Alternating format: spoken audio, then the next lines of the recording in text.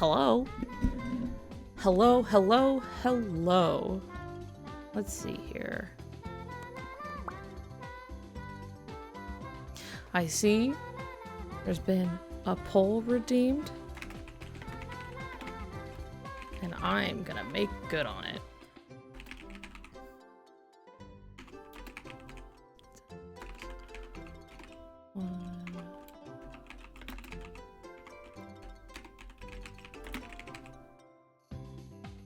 I'm gonna set it for good old, yeah, it's 2 minutes. And bam. There you go. There's your poll, Raku.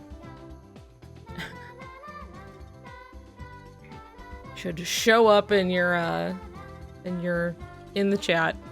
And for those who can't see it, anybody watching the VOD, the poll is best cage monster. Shadow, Dusk, Flood, Meow Wow, and Komori Bat. That's what was proposed. Anyway, hi, hello! Oh my god, hi! Wow, long time no see since Saturday. I'm not sure how long I'll stream today, but I will do my best. Simply because I was like, yeah, I'll be able to stream a little bit before I have to, like, go on my trip. Hi. And then it's just like, oh, whoops, there's so much we have to do to, like, prepare for the trip. So it's just been, like, a scramble of, like, oh, some stuff came in. Oh, doing some orders for this and that. Oh, making sure everything else is set for us being gone. Because there's just a lot of things happening in a row. Here shortly. I mean, it's been a lot of that, honestly. All of the end of last month was a lot of things happening in sequence, like just one thing after another. Not bad things, just things we have been busy with. You know what I mean? And then June is not that much different. If anything, it's way more drawn out over the whole month. So we're working at it. We're trying to get back to normal. But I'm kind of busy. Anyway, poll almost over. Best KH monster. I cast my vote. And it looks like we won, baby. I guess I never miss. Yeah, you really don't. You're pretty much always here, Shannon. Without fail. Like, you and, like, Rosie, typically. I've thoughts, but I've never ever watched streams, so I'm here the first time. Oh my god, hi! I'm happy to hear you love my VODs. That warms my heart. Because I do, like, I drop things onto YouTube, and, like, I do get comments, you know, and I like to see them, and I always read all of them, and I'll respond here and there. But, you know, there's not as much immediate feedback as, say, I'm literally streaming. I'm talking to people actively right now in real time. I'm talking right to you. The only streamer I semi-consistently watch. Hey, what an honor. Like, I can't even say I have streamers that I consistently watch because I just don't pay attention very well to it. So, you know. What a I don't know, what a nice shiny medal for me. So hi, hello. I was thinking about playing games today, and then I'm just tired. So I thought maybe I'd draw instead because I kind of had fun the last time. I was just like, I'll work on stuff that I haven't finished, and maybe I'll do more of that today. Who knows? That'd be cool, right? That'd be so cool. I did finish my Tron lanyard. That put a small order in for that to test print because I'm doing something with it. And I really don't want to commit to buying a whole bunch before I know what it looks like. So, we'll see with that one.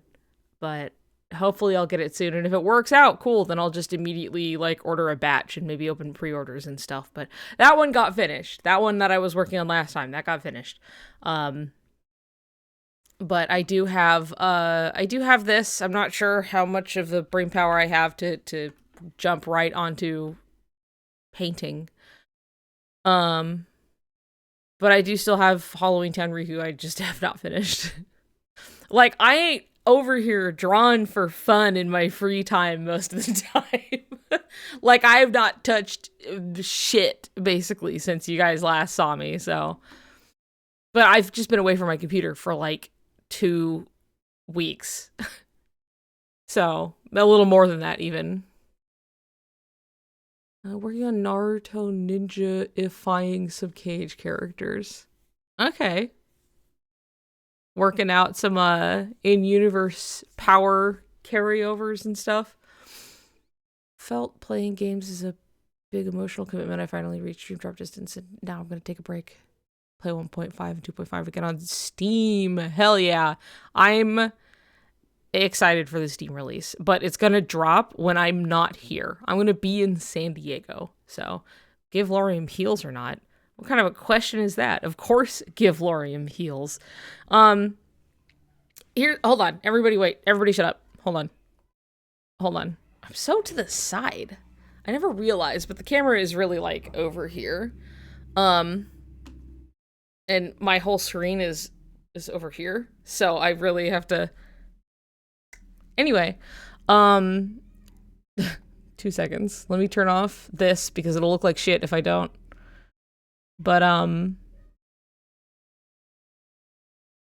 close that. Looky what I got. Look at this fucking thing.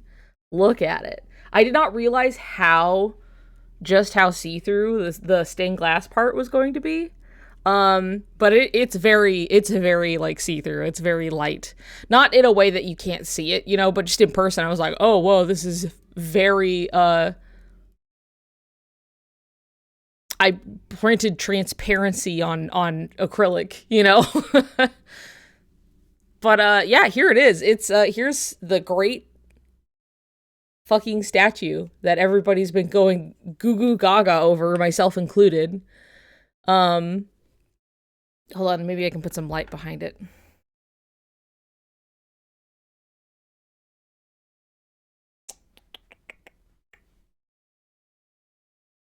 It feels a little strong, but who knows? It might fuck with the camera. We're gonna find out. Yeah, it kind of looks like shit. Maybe I can underlight it just a little bit.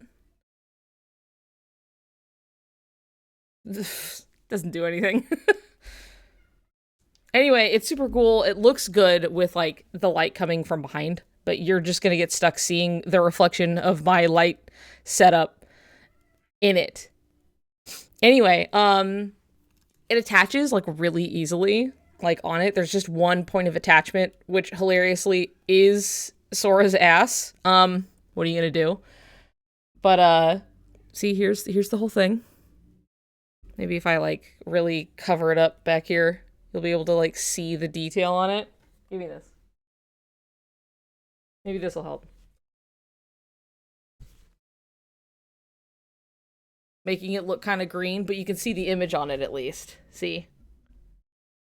There's, like, detail down here. This side. There we go.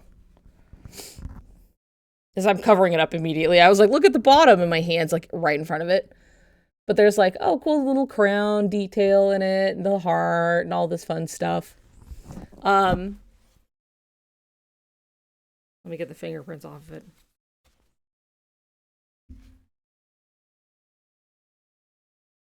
But the sculpt is fantastic.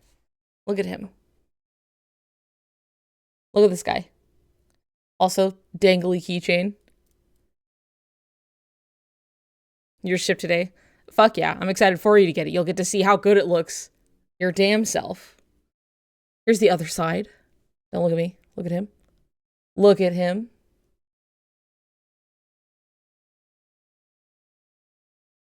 Da, da, da, da, da. Really, like, I think his face looks so sweet. Look at his little face. Look at his little face, huh? He's so sleepy. Boom. Shoe. But it's like a good size. You know, look at this shit. They did get his face very right. It looks very nice. It's both very like big and the details look good. I have others from like the same like the same lotteries that they hold. Um and usually they do look really good, but this one feels like one of their best ones. Like I have, oh man. Oh buddy, I'm sorry. You've got like cat hair on you. I have the Sora sitting in the chair and he also looks very good. But this one, something about it. Also the hair color is so different. I didn't realize. Look at the hair color. Brown, you know? All sorts of shades. But like I mean, it still looks good, but there's something about this other one that looks like especially good. See, he comes in his chair. For those of you who have not seen it, here he is. I'll put him nice and close so you can see. This fucking chair that I've had to draw, intimately familiar with this fucking chair. He age, yeah. Sora's hair color really is just whatever brown you want, man. Except for when Nomura decides that his hair being a lighter color is on purpose and a plot point. Yeah, I imagine it's just kind of like, it's just relative. You know what I mean? Like, it just looked right as they were doing this, and it looks fine. Like, you wouldn't realize until you're putting it next to, like, other ones. Anyway, I'm gonna stick him back on. I did get the cups, the Soriku cups. They're pretty much exactly as, there's nothing exciting to show there other than, you know, Soriku cups. Does he even fit on the chair? Oh, yes, but not these guys. These guys are much too big, right? But the Bring Arts, the slightly smaller scale, you know, the original, the other ones we got, they do fit. They can sit in the chair if you want them to. I've seen pictures of it. Wait, is it a plot point? Yes. So in Kingdom Hearts 2, Sora's hair is a different shade of brown. It's lighter because it's supposed to be Roxas's influence as he is in him because he is blonde and he came in and basically he turned Sora's hair blonder. Not all the way, but like that's what it is. And that's why like his hair in KH2 is like specifically lighter than his other iterations. So there you go. There's your fun fact of the day. Yeah, if you look at them, yes. And Nomura, like, literally, he said it. God, I'm so covered in cat hair. Holy shit. Oh, my good sweet Christ. I was holding baby cat for so long. Ventus, yes, in universe, chronologically, would have already been in there. This is true. But when Nomura spewed this little factoid, probably wasn't considering that. Maybe it was simply the power of having two blondes inside that it finally influenced his hair. You know, who knows? And in KH3, the roots are getting dark again. People have pointed that out with that fact in mind, being like, oh, you can see it. You can see that, like, the roots of his hair are darker.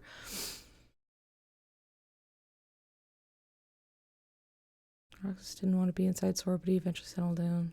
Is my assumption. Yeah, and then it you know, petered out or whatever. Let me see. I'm gonna turn this stuff back on. Now that you've seen this, what does he look like? You know, it's not that different because you already could barely see the blue anyway. You can kind of just see the ghost of it. Kind of fucked up. But anyway, I got this yesterday. Along with the cups. Very exciting. Another one to add to the collection, which I did not necessarily intend to have my collection here on my desk, but I'm running out of room. So I need to get more shelves to put things on because it's not going to stop anytime soon. So, I may as well just get prepared. Oh boy. I even took my meds. I'm just tired today. It's so dumb. I hate it, but I love it. I love Kingdom Hearts that like I just love what Nomura typically brings to the table in terms of like these things that he's really thinking. It doesn't always have to be super consistent because like nobody's that consistent. Few things are entirely 100% like super thought out and consistent. But I just love how much he like will think of little things like that. It is like those little like his attention to details like that are fun, even if it doesn't always 100% work out in the long run. Not even say like that's not even 100. It's not even a bad thing, you know what I mean? But like thinking that like, hey, what if I made his hair a little lighter in this game because this other guy's inside of him and that guy's blonde, and I'm like, that's fun. I like that. Ignoring the fact that later you put a second blonde kid in him that's been there even longer than this other blonde kid. And now, don't think too hard about it. But like, I like that you thought that in the first place. I'm suffering so bad that even the ad I got when I refreshed it is lagging. That's so strange. I'm so sorry. Will you toast on Suruku Cannon Day with them? Oh, for sure. Yeah, with the cups. I realize that's what you're talking about. 100%. Like what are they good for? I will toast with those cups and I will drink out of them with this straw. This straw that says Suruku in cursive. I will drink out of those cups with this straw. I don't know. It's probably been a long time since I've showed this off, but I do have this very long curly Q straw, custom little straw, that my good friend and wife, who's not actually my wife, for clarification, but wife, right? Got this for me and several other friends. The Suruku straw that you can't drink out of. It just takes a long fucking time because the straw's really long. But it's really just like, but it's probably kind of dusty. I'm not going to do that right now.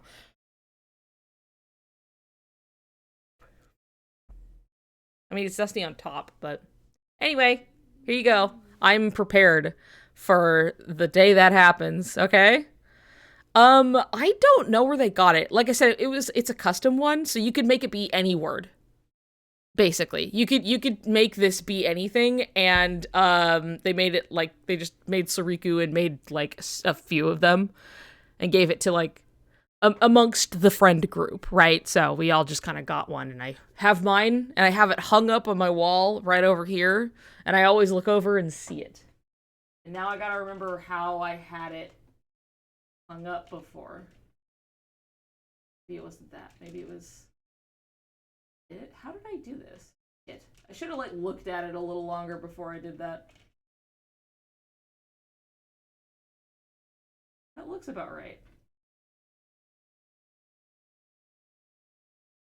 Okay, all right, I fixed it. I got it. It's really long, and I just have like two tacks sticking in the wall that like I gently placed it on, and I could not remember how I put it up before, so. And it's in green. It's true. The straw is in green. Surprising nobody, you know?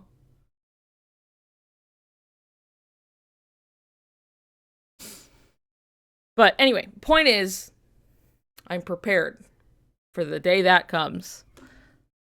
I'm right here.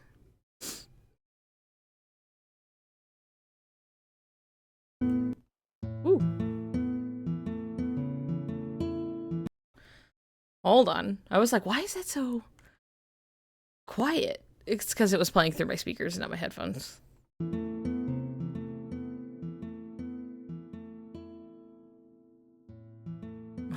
Thank you.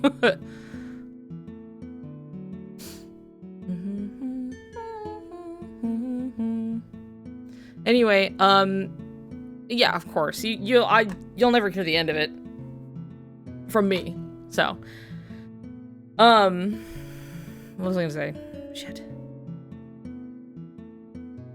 Dun, dun, dun. Oh, right. This is my reminder. If you put music into the song request, don't put anything licensed. Don't put any anime backing music. Don't do it. It's not gonna work for me. Okay, I don't want to deal with it. It gets my videos banned. Don't put it in. What will be the outfit for the occasion? I have a lot that I can choose from, at least shirts-wise, because they keep making a lot of these shirts that have to do with Sora and Riku specifically. So I've got, I've got things I can do. I've got a hat with them on it, I've got socks with their names on it. That came from a pack of socks, okay? Those aren't custom. I have more than one because GameStop be selling shitty socks. So I've got things and stuff that I can do.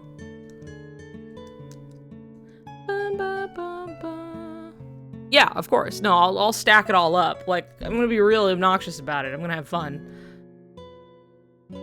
We've earned that. Oh, Sea Shanty 2. Beloved Sea Shanty 2. I found this pen that I like. This felt pen, because it, as you speed up, it has a nice little, it, thins out, and it looks cool.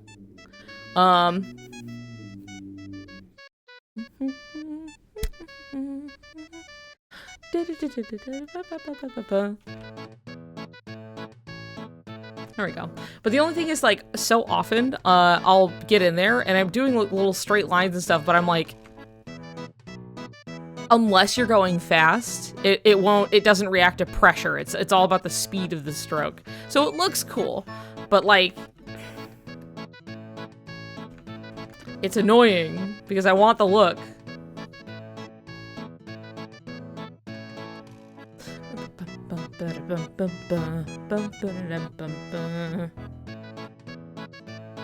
Also, to be clear, this brush is a default fucking brush in Clip. It's just felt pen. That's it. Why aren't you doing the thing I want you to do?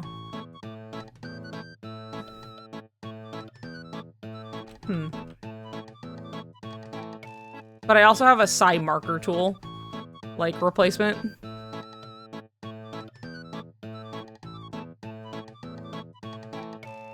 Wi-Fi sucks so bad too. Where even are you? I'm right here. I'm here. Follow my voice. I mean, I'm on the East Coast. West Coast. Oh my god, now I'm not on the East Coast. I'm on the West Coast.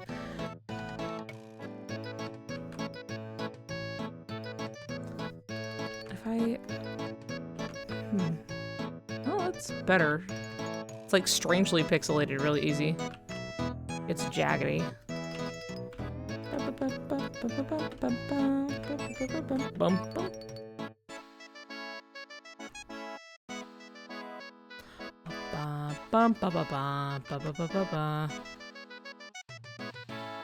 Yet to move on to a new art program. I used an old version of Sai that someone sent me via Skype. Damn, I love that. I still have my old Skype that I had gotten it from somebody on DeviantArt. And I still have it. But eventually, especially because Sai just can have a hard time with larger file types or just modern conveniences, right?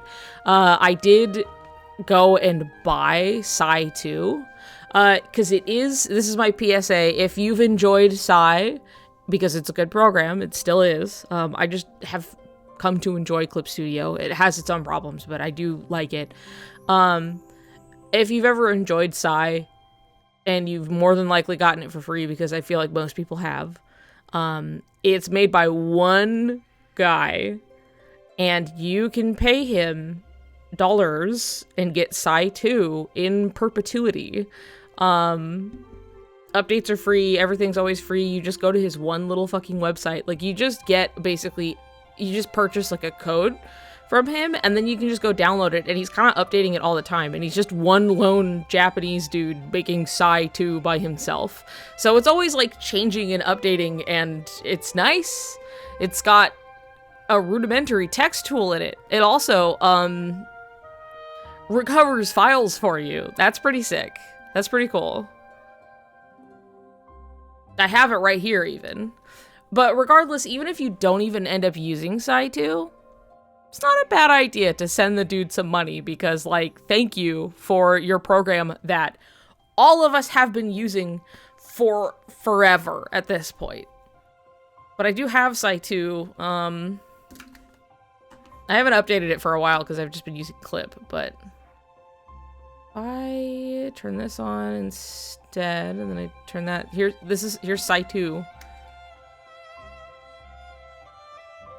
It's got a whole bunch of fun stuff. You can obviously still make tools and everything. I still use Psy 2 if I want to use the line work layer. Getting tired of not being able to insert text. Well, yeah. Psy 2 can do that. It's not the most impressive version of it. I don't know if he's changed it or anything since the last time I checked, because you really just go to his website. And it'll just be like, there was an update, and then you go and download the update. That's it. But it's more or less like the same, but some things are cleaned up. The UI scales better to like larger displays, because that was something I was running into trying to use it on my Surface Pro. So I was like, I want to draw on a tablet. Let's go. And then I was trying to use Psy, and it was the buttons and everything was so small because the resolution was really high on this nice tablet. So it was like not very usable. But Psy 2 is a lot better about that. It's like it can scale appropriately, so it looks nice. But yeah, it's the same. It's got nice stuff, a little more things you can kind of customize, but it's just like Psy but modernized. So highly recommend it. I could even find the website and link it to you.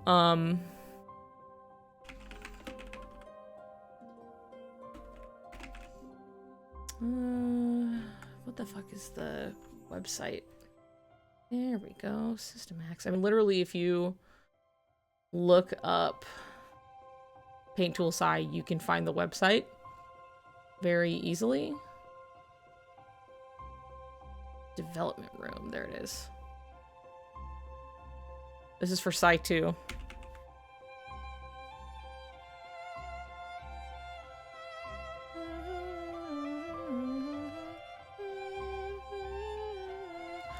But you can just go to the website general.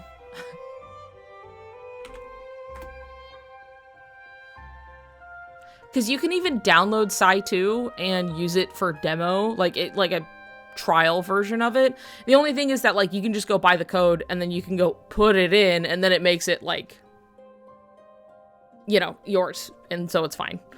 But I definitely recommend it. The website is available in English. You can do all this stuff and send this dude some kind of money because, you know, thank you very much. Yeah, down at the bottom, you just buy, like, the one license, and you can Psy and Psy 2, like, forever. There's nothing complicated about it. You just get a code, save it somewhere, keep it for yourself, and then there you go. So do that.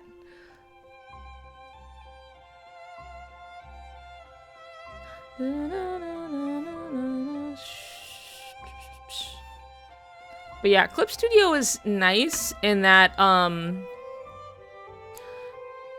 it's like a nice in-between, like, where I would basically have Photoshop that I've never paid for, and, Psy, and, like, Photoshop would give me, you know, things, like, it would offer me tools that, like, Psy doesn't, that I needed, you know, text tools or other editing, or even, like, switching things to fucking CMYK and yada yada, just a bunch of shit that I can't do, right? But like Clip Studio is nice in that it's like a nice in between where it offers a lot of those things that Psy doesn't have, that Photoshop does, but it's also not Photoshop, but also a little more approachable. So probably the only program I'd be okay with paying for because I've had it with me since I was a kid. Yeah, and see, that's why I was like, I just want to get Psy too. Like, I'd like to try it, and I was using it for a bit. And then I was trying out Clip at one point, and it had a lot of brushes that I liked. And I had paid for Clip too. Probably ever used Krita. No, it's not like the best, but... Hold on, what's playing? I wanted to try Dave the Diver. I use the Photopea website. Place the Photoshop now. I don't know, easier to load up. That's fair. I've been using a Photoshop that I did not pay money for, that I've had since 2012, maybe?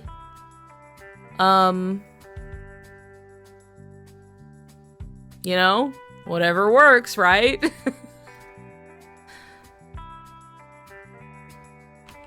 But I think what I like about Clip Studio is that there is a really easy way to get brushes and other things via, you just go to their little website and you can just download them straight to your program. So there's a lot of like fun stuff you can try out, little assets and things. So that's why I've like collected a bunch of them.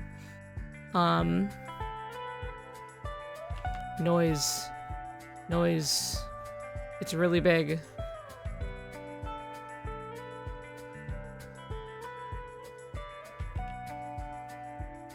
Forgot I had these.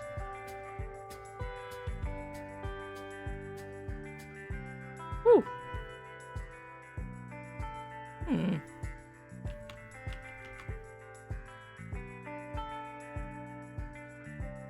Like, you can get a whole bunch of fun stuff that people make. It's cool, and I like that part of it. Like, I never make anything. Sometimes I go prowl around for, like, free stuff, or they'll do, like, point giveaways. And then before that, before the points, like, expire, because they do, which I think is kind of horseshit, I would be prompted, though, to go spend the points I got for free on, like, brushes and stuff. So...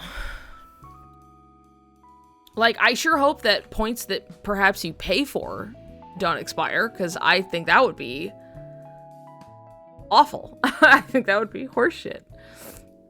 What if I ate Noise Brush? Also, another thing that Clip does have that's very useful if you can figure out how to utilize it, is that you can just literally drag 3D models onto the canvas to pose and use for reference, or even trace over after you've posed them, or anything like that. Like, there's a whole bunch of fun stuff that you can do. Do I fucking... how does this 3D... Some of this stuff I can't use because it's for the new one, which I don't like. And I just put you in. There we go. So you can just drag models in, and you can edit them as you see fit. Whee! And part of it is just learning how to manipulate it in a way that's not stupid, as you can see that I'm doing here. Which I have used before. Leg. Foot. We're gonna point. Boom. Look at that. So that's something that Clip has that's really useful. Some people make a whole thing of, like, they'll make packs of poses, so you can just import the poses, but you can also change the shape of the model and how, like, long individual parts of the body are. So you can really fuck with it and, like, make it the proportions you need. It's still a little limited, but, like, it's really useful. Just for, you need to help block something out. Holy Christ. This will help you just get it out there. So.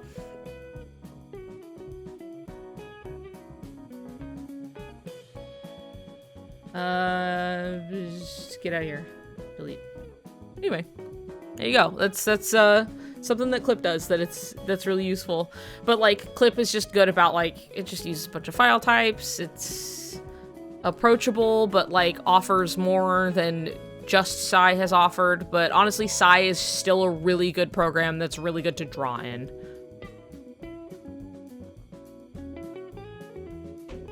Buffer Brothers are holding you ransom again. I'm so fucking sorry. I wish I had, like, if I were a big enough streamer, people could choose their own streaming quality, so you wouldn't be, like, boxed out for having bad internet. But, they only dole that out to people who have, like, X amount of, like a crowd, I guess. Which I think is strange that it's not just, there. Oh, you are? Well, that means I'm a pretty big dicked guy now. Look at that. I think it's kind of somewhat due in part to like server load. I'm not really sure. It's just like, look, if you got like 3 people in your fucking stream, they're not gonna, like, I don't understand how it's not just built in the first place, but, like, it's something that, like, if they're in some position where they kind of have to dole it out to large, like, load of people watching thing, then they kind of have the option, but apparently it must be coming at random because I'm sitting here with you guys with a blank canvas and I got like 25 of you, which, to be fair, is still more than I would say like the average streamer gets, because a lot of people stream and a lot of people get like, you know, 3 viewers sometimes. And it's fine. That's not to be discouraging. It's just like, I feel I'm very small potatoes, but like, I remember reading something that was just like, yeah, if you have like a consistent like X amount here, like you're in one of these upper percentiles of streamers, because there are really, really, really big ones. And then most of the rest of it's kind of like 200 to 100, or not 200 to 100. Like you get like 20, 30, kind of up into the 100 range. And then that's like a consistent demographic for you and you're doing good. Statistical error, streamers jorg. I saw a post that was asking, don't remember the source, but I think anything over 10 viewers is in the top 5%. Yeah, it was something like that, which I was just like, okay, sure. But I think that's just because there's a large pool of people that stream on average, right? So you have your really, really, really big ones, and then you have people that have a mildly consistent audience at all, and they're kind of right underneath because there's just a huge gap between that. I saw a post that was asking people how you pronounce Spider's Jorg, which is how I say it, Jorg. Because it's like George, but it gets cut off and there's only that G, so it's just Jorg. Some variations were like Georg, or like Gorg, but it's like, obviously it's George, but like, so it's Jorg. Spider's Jorg. Right? That's what I would do. That's what I say. That's what I do.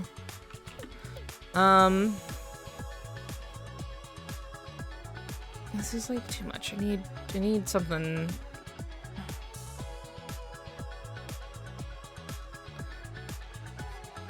Boring to just pronounce it like regular George. Between Jorg and Georg. To me, but I'm also British. Monocle! Today is bad! They're fine. Like Georg. Georg. But I'm just like, if I were to say George and then I cut it off to Jorg. But it's like, but I'm not saying like Jorg. You know what I mean? Like, it's not Jorg, but it's different. It's hard to, right? It's difficult to explain. Georg. I'm saying George. Jorg. Ah, Tales of Vesperia. I've been wanting to draw something for like tried, but like, I don't know, I'll just fucking have like an idea, but I don't.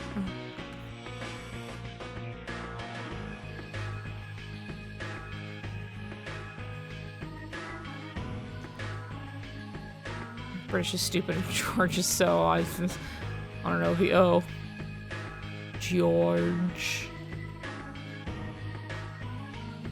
Where does that have a particular sound in my head that is basically impossible to do IRL? It's funny how sometimes there are so many things that like you read and you've never had to say out loud.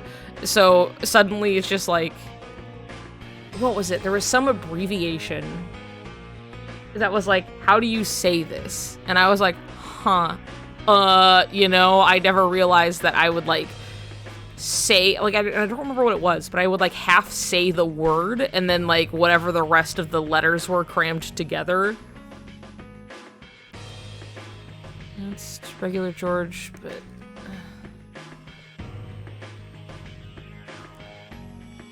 pronounced like regular George, but I think it might actually be Georg. I don't think there's any right way to say it. You know what I mean? Any case, drawing's a bread drawing. True. Now I'm on the Jorg train.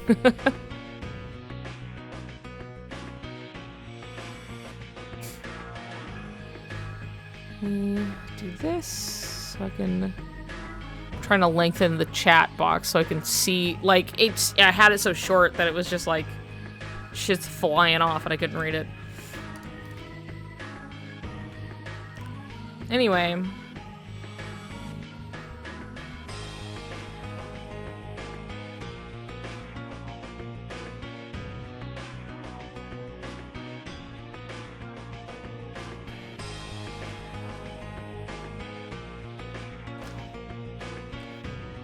I'm always like, I want to draw this thing, and then I like immediately give myself like so much, like, why do I want it to be? I mean, I know I want it to be like, I want to draw fun dynamic angles, but I'm always giving myself so much more work than I have to. Have you played Tomodachi Life? Hoping for a new installment. No, I haven't played Tomodachi Life. That was one that passed me by. No particular reason. I remember enjoying seeing people playing it and seeing things from it on Tumblr at the time. It would be nice to have gay people in Tomodachi Life. Now that Nintendo is much more like, oh, we're, you know, so like, they've approached it in the way that they're like, yeah, gender stuff doesn't really matter, right? And so instead of being any which way particular stance on it, it's just the kind of like choose your style, which I would vastly prefer, you know, in the like versus not having it. But it'll probably be something where it's just like anybody can date anybody kind of a thing. Ha ha ha, you know, and like nobody's any one particular gender unless you decide for them to be that, you know, which is fine.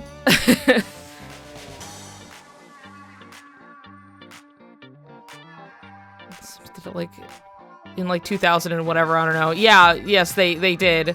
It was something that like that was really funny, that like there is a story of like, oh, there was this like new person on the team.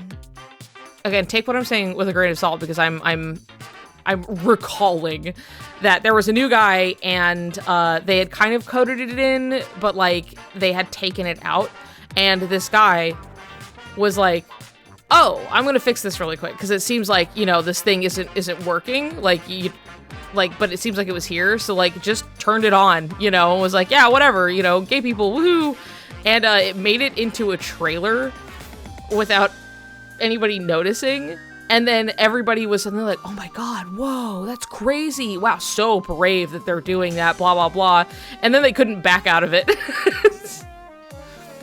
Flipped on the John Mulaney case switch. Yeah.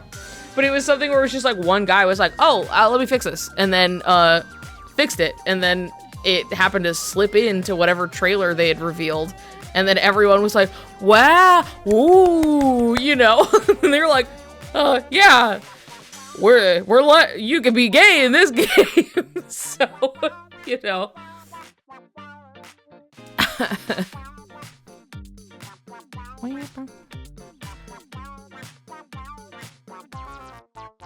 I think in Miitopia you can technically, we ain't looking for technically, we are looking for, I'm a boy kissing a boy on the mouth. Fucking me's fucking rubbing their little flat faces together. That's what I'm looking for.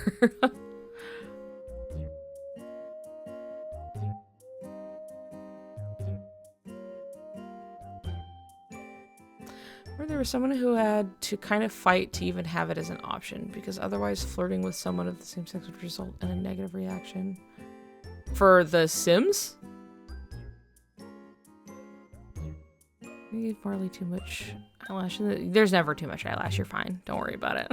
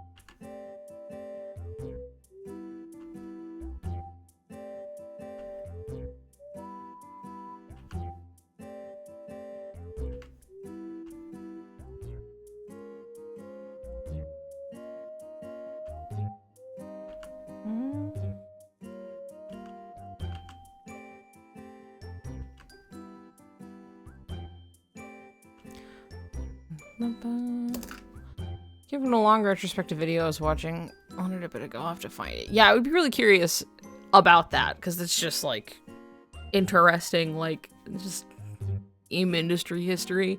But, like, I mean, I wouldn't be surprised if it was, like, you know, this guy, like, flips the switch and turns that shit back on, and that, because, like, obviously, like, it was a case of they had kind of put stuff in and then they had, like, taken it out and were deciding against it, and then this guy kind of stumbled into it, and then it was brought to the public on accident. And at that point it was probably, I would imagine, internally like, okay, well, now we kind of have to go with this, but, like, we're gonna, like, you know, and if you flirt with somebody and it's like, it gives you a negative reaction, someone's like, no, we can't do that. Like, there's probably some push and pull, like, internally about it, because they weren't going to do it in the first place. I still feel unwell from eating that bracelet. Was it a bracelet you ate? Is that a bracelet? I need a snack.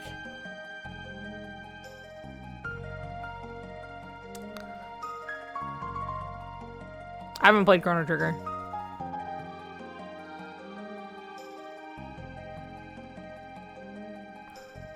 Like, loom bands? Like...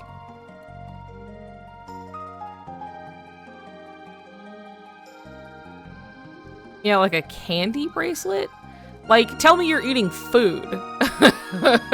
Or are you eating a real bracelet? Like a dog. Were you a dog and you ate the first thing you found on the ground?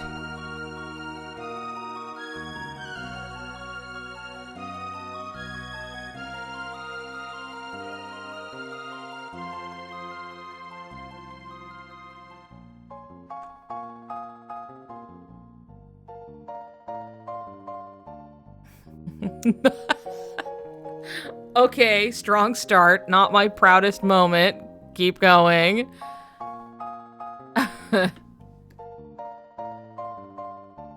Okay, let's see here. Let me...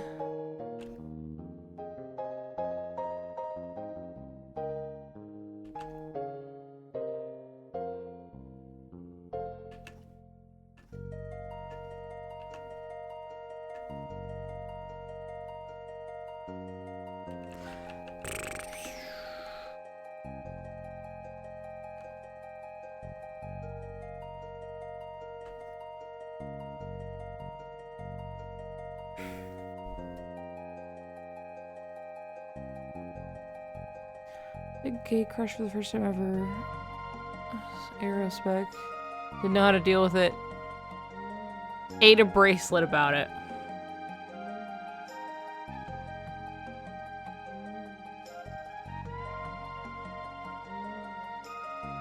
Just like Phoenix Wright for real. It's true. Oh man. Damn, that's okay. You say you still don't feel it since you ate that bracelet, but like was this recent? Like or is this just you're never gonna feel great about it for the rest of your life? You know, what scale are we working with here? Was this like 2 hours ago or like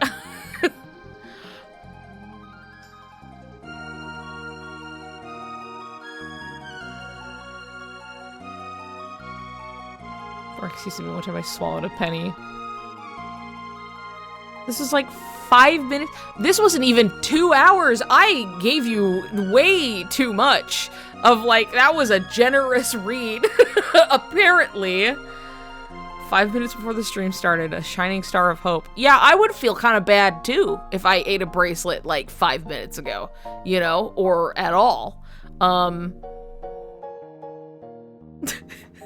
Good luck with that one. I hope it was at least kind of small. One time, my father swallowed a nickel.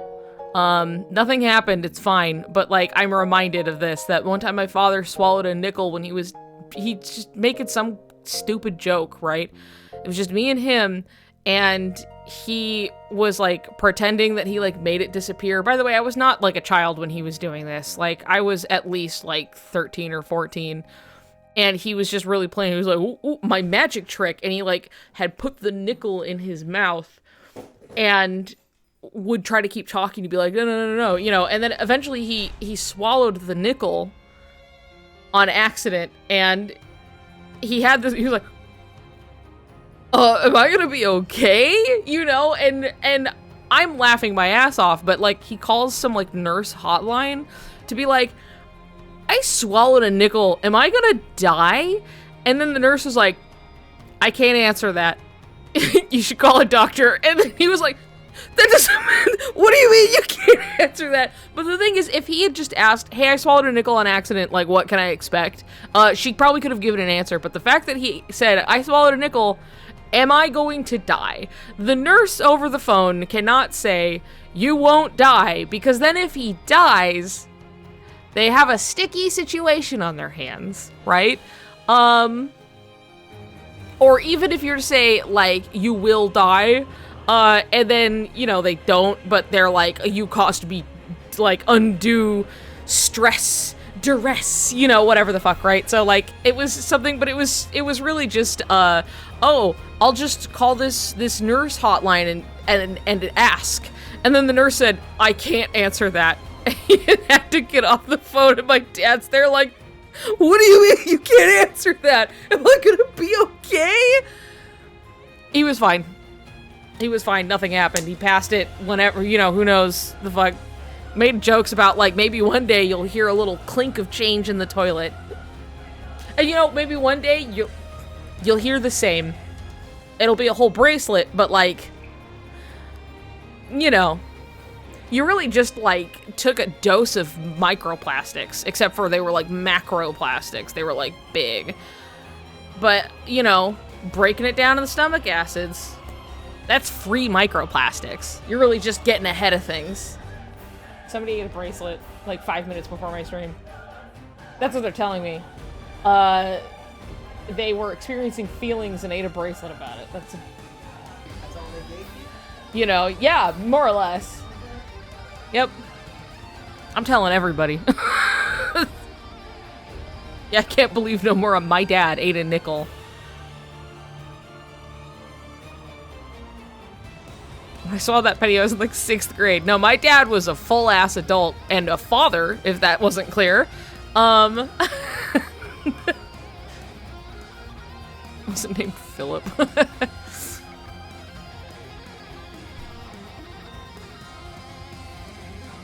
Had no excuse for why I had that penny.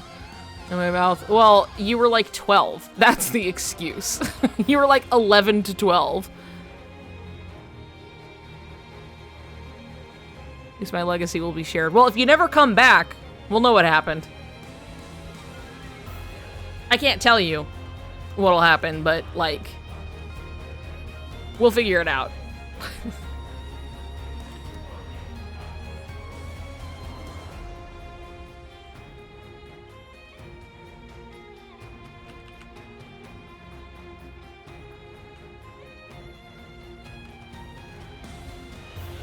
There's a part of the song, it was just playing. This part, it's so close to Morrowind music.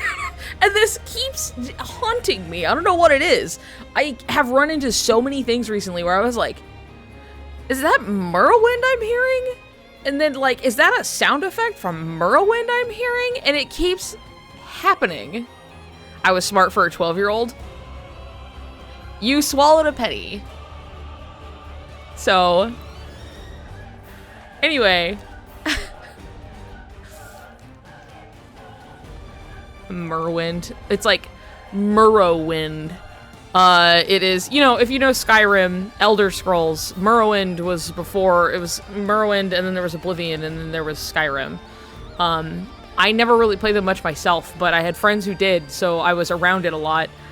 And the other day, yeah, Morrowind, I was listening to some 10-hour King of the Hill retrospective where it was more or less, let's pronounce that way? I guess so. That's how I pronounce it. I haven't heard anything else. So, I was listening to some 10-hour King of the Hill retrospective that, you know, I just needed background noise. So it was just going off. And the thing is, I was playing it through my speakers, not my headset. So some of the low, you know, quieter noises can escape me. And I was working and I kept hearing these little high points and like the notes of apparently some song that's playing while this guy's just talking about King of the Hill. And I was like, what? Like, my brain is I like, you know, recognition software, like, what is this song? And it's telling me it's Morrowind. It's the Morrowind fight music. And I'm like, why am I, am I really hearing this? And I had to really listen in for a second. And I was like, okay, if I'm hearing this right, it should go like, and then it did. And I was like, what do you mean? Where am I hearing that? I had to like pause the video and I realized it was just quietly playing in the background of this guy talking about King of the Hill for 10 hours. And so I was like, huh, strange how some things never really leave you. And then right after that, I watched Event Horizon, the 1997 horror sci-fi movie that many of you probably are not that familiar with, but probably at least familiar with the title. Anyway, there was a fight scene at one point and they used really specifically, like it must have just been some kind of available stock noise at the time, right? And then Morrowind happened to use it. But here's the thing, you're gonna much more likely remember a sound used 1,000 times in a game you spent hundreds of hours on versus that one flash fucking blink and you miss it or close your ears and you miss it fight scene like sound effect, right? But anyway, there's a fight scene and there was one fucking smack crunch noise that like several of us hearing it, we were like, that was the Morrowind like hit noise. Like we know that noise. The children outside were singing a rap song and it was Skibidi Toilet in it and they said it. They said Skibidi Toilet outside? The kid, he had rhythm. Hell yeah. He was like, Ohio, Skibidi Toilet, and like he was fucking doing it, dude. Everybody starts somewhere. Him and this other kid, these tiny fucking kids, were just like spinning around the basketball hoop, and just like totally bored out of their fucking minds. Singing about Skibidi Toilet. Skibidi Toilet in Ohio or some. In Ohio. It sounded like maybe it was like a TikTok remix of some memes or something that like this kid was like remembering. Yeah. You know. So. Oh, by the way, the scary closet mom mentioned, right, was totally fine inside. There's absolutely nothing. She was like, no spiders. She's like, there's bug traps with dead spiders, and we open it, it's fucking barren. And she's like, oh, I must have taken out the dead spiders. So, were there ever any dead spiders to begin with? I think so.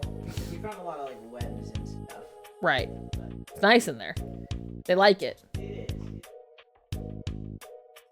Huh. Anyway.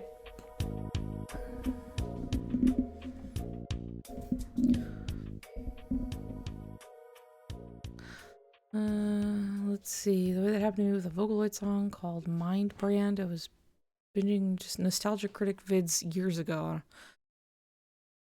Because why now? BG noise. And then the sample from Mind Brand. It was there. It was him. My cousin 7 only just now found out about Squid Game. Uh-huh.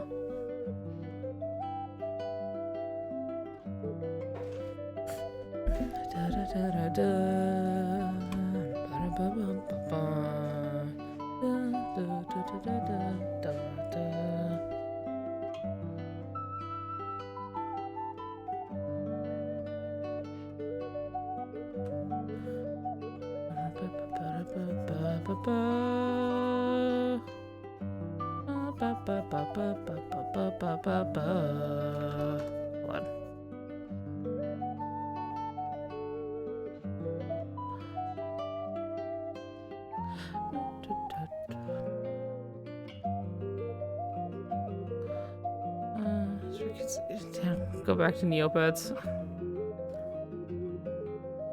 Kyrie's theme? Oh, no. Zoro's domain? There are kids outside singing that creepy hide-and-seek song that goes, ding dong, I know you can hear me, open up the door. My mom told me about it, and I was blasted into the past. I don't know what you're talking about, actually.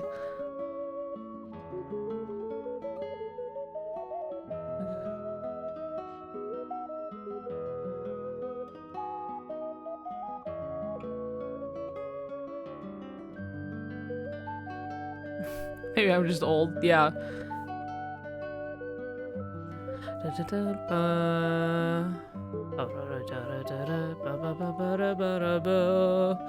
I mean, I'm not gonna pretend as if, like, new things that exist for people, like, children, that, like, here's the thing, so many things remain the same from when I was a kid, and then I hear the kids outside, and I'm like, they're talking about the same shit I was talking about. Even down to, like, franchises that came out when I was a child still remain just as present in the minds of children today, right?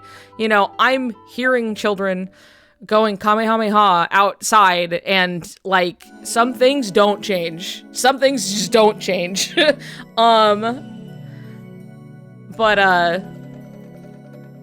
Like, of course, like, there's also something to consider for, like, there are regional differences in, like, things children are doing. Like, there's stuff that I'm like, oh yeah, I remember this thing, but I grew up in, like, this part of the United States, and then other people are like, what the fuck are you talking about? Like, I called something and I'm like, oh, that thing is kitty corner to that thing. And people are like, what the fuck is kitty corner?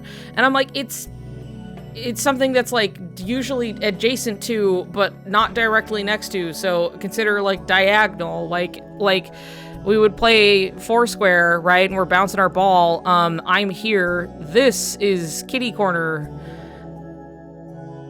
to it, and, like, I remember just bringing this up and people being like, what is that? It's just, like, a regular phrase, like, there's just something, you know.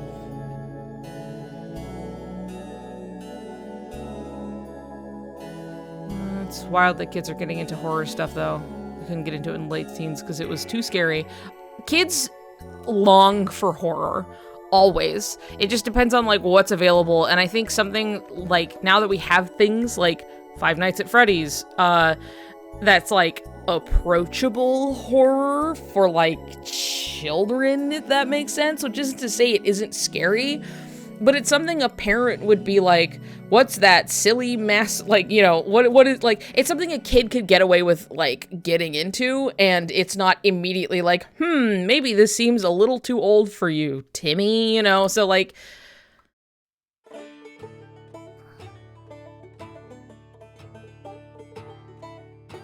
something kind of interesting was that because American media is so common here in the UK, like, every time any British kid plays pretend. They put on an American accent.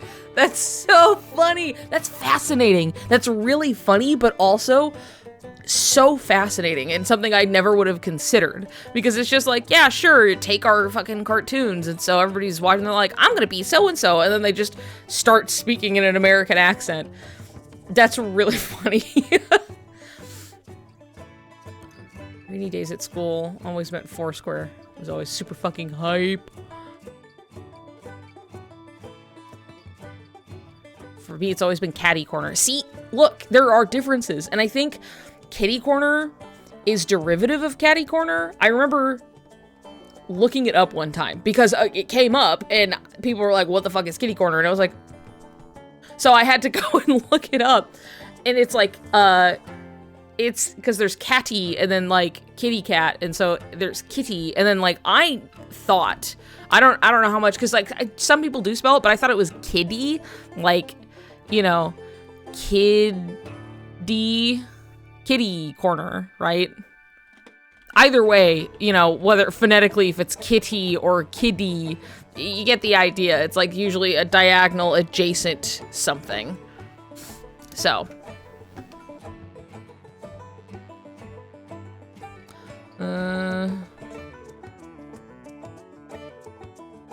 There we go.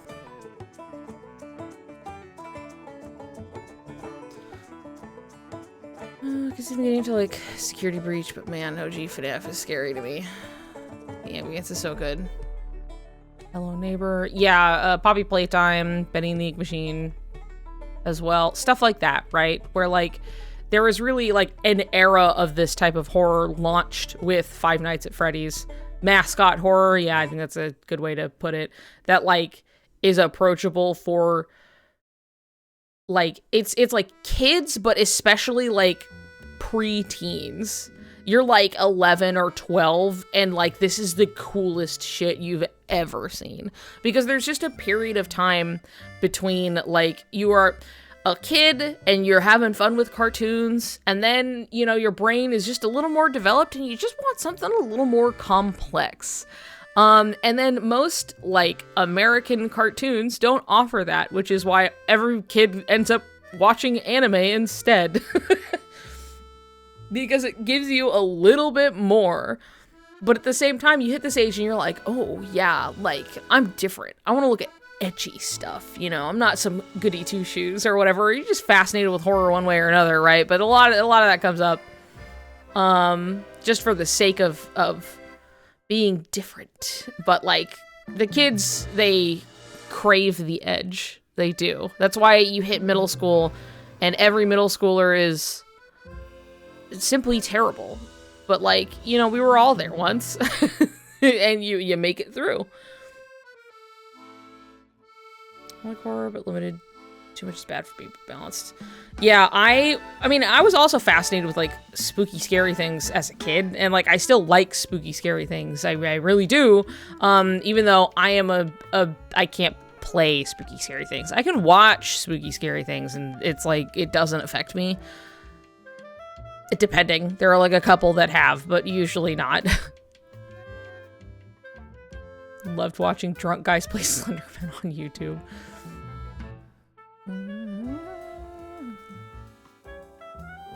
Oh, okay. I'll check out the creepy song a bit later. Same vibes as Sega wanting to appeal to the USA, so the solution was have Shadow shoot things with guns. Which is honestly, that's so fucking funny. It's just... Hell yeah, alright.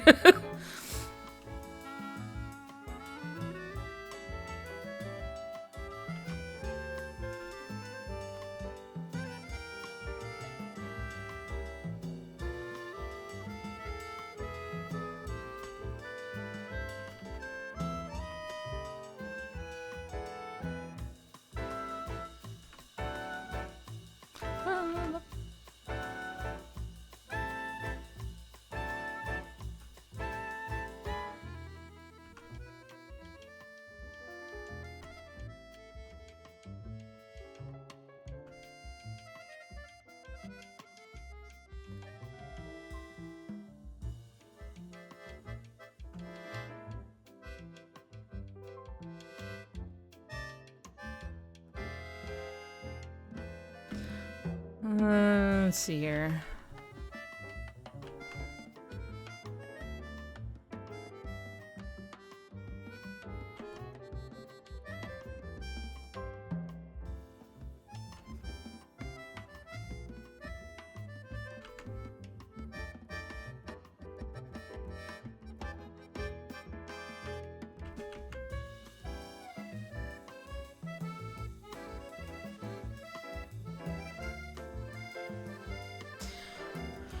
I think I went through the edgy phase early, and then when I was supposed to go through my edgy phase, it just got really gay. Edgy and gay go hand in hand. It's true. I mean, oftentimes it's just like...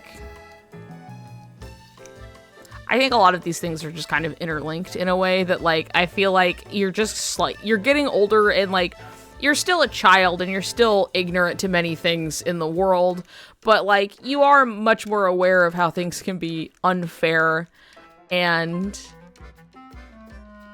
you know, you, like, want to explore that or, like, have it reflected in the things that, like, these stories that you're interested in, that there's more strife, you know, and that's why, like, young adult, like,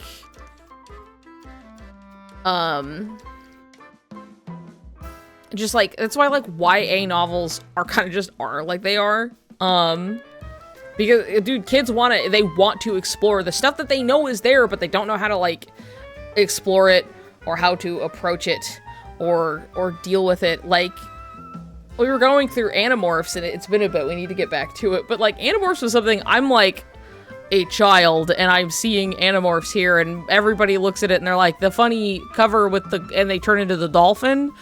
Yeah, but, like, it's so, like, earnestly, like, oh yeah, war's fucked up and bad things happen, and, like, sure, we get to have some fun with some things here and there, but, like, it does not shy away from, like, the grim realities of, like, conflict and violence, and it, like, changes people, and it's something that's, like, wild, but, like, kids who actually read it, like, ate it up, because it's something that you're like, yeah, I know this exists, I want to engage with it in some way. The children yearn for the darkness, okay? They do. They want it. And now it's even much more approachable these days because of the options that we have, as well as just the interconnectivity of the internet and the availability of things because of it. Kind of talking in circles at that point, but... my growing up into Edge was the godforsaken, not like other girls phase. Yeah. Like being a girl now in a femme in a boy way too. I understand. And excluding that brief year or so after I figured out I was a trans guy at 13 and tried to dress like a heteronormative 13-year-old boy. I briefly was not like other girls turned into lesbianism. Crazy how hard the dark shit in the Animorphs went right over my head as a kid. I was just like, he who fun animal adventures with stakes. Even though it's like, it's not hiding it. You know, it's really not.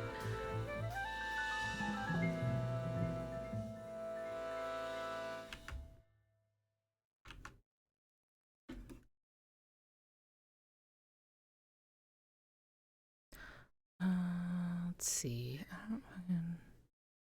I have, like, an idea in my head, but not, like, the whole composition, so it's kind of, like...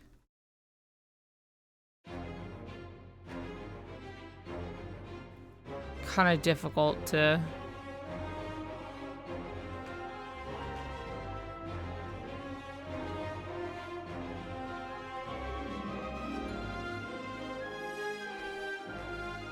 and see, like, the lines look nice when I'm, like, doing big stuff, but then I'm like, I'm gonna do a little... wee, but it's like one big thick line, and I'm like, oh, come on.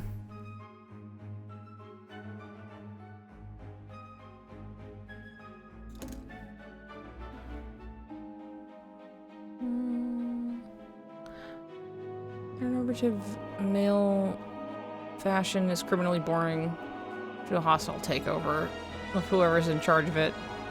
Like the Pope, maybe, uh-huh. Covers maybe so uncomfortable, like Flesh Horus.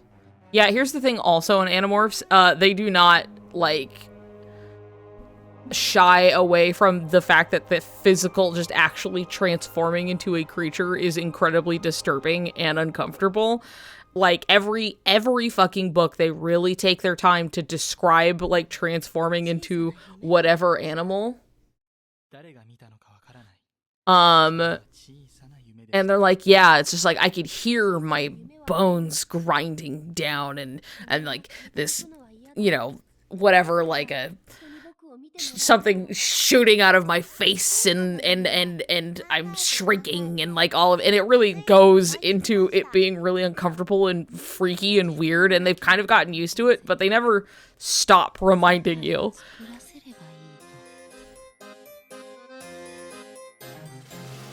You talked about your KH1 gameplay. Oh, when I talked about it before.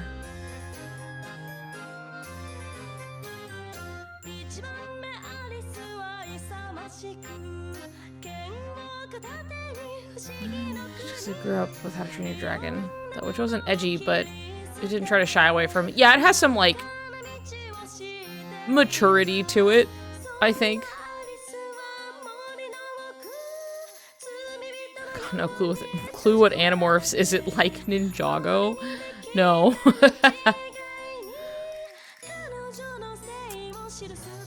But no, Animorphs is just like a book series. That's definitely like young adult novel-esque, but like still skewing younger towards like kids, right? But like it's still very like the darkness and like realities of war. Like honestly, Power Rangers is not a bad comparison because it's a bunch of kids granted the power to transform into any animal they can acquire the DNA of via, like, they have to make contact with the animal, absorb the DNA, and then they can turn into that animal, like a copy of it, essentially. Is it worth reading the books as an adult? I mean, that's when I've been going through it, and I've been having a great time. Like, it's definitely a series that was started in the 90s, and that shows, but not in a bad way. It's an interesting time capsule. But anyway, they get these powers, and then they are fighting more or less like a silent, like, invasion by an alien race that takes over the minds of people, and you're just kind of stuck, trapped, as, like, you are imprisoned in your own body as you can see and hear and do everything, but you have no control. And, like, the Yeerk, as they are called, controls your body.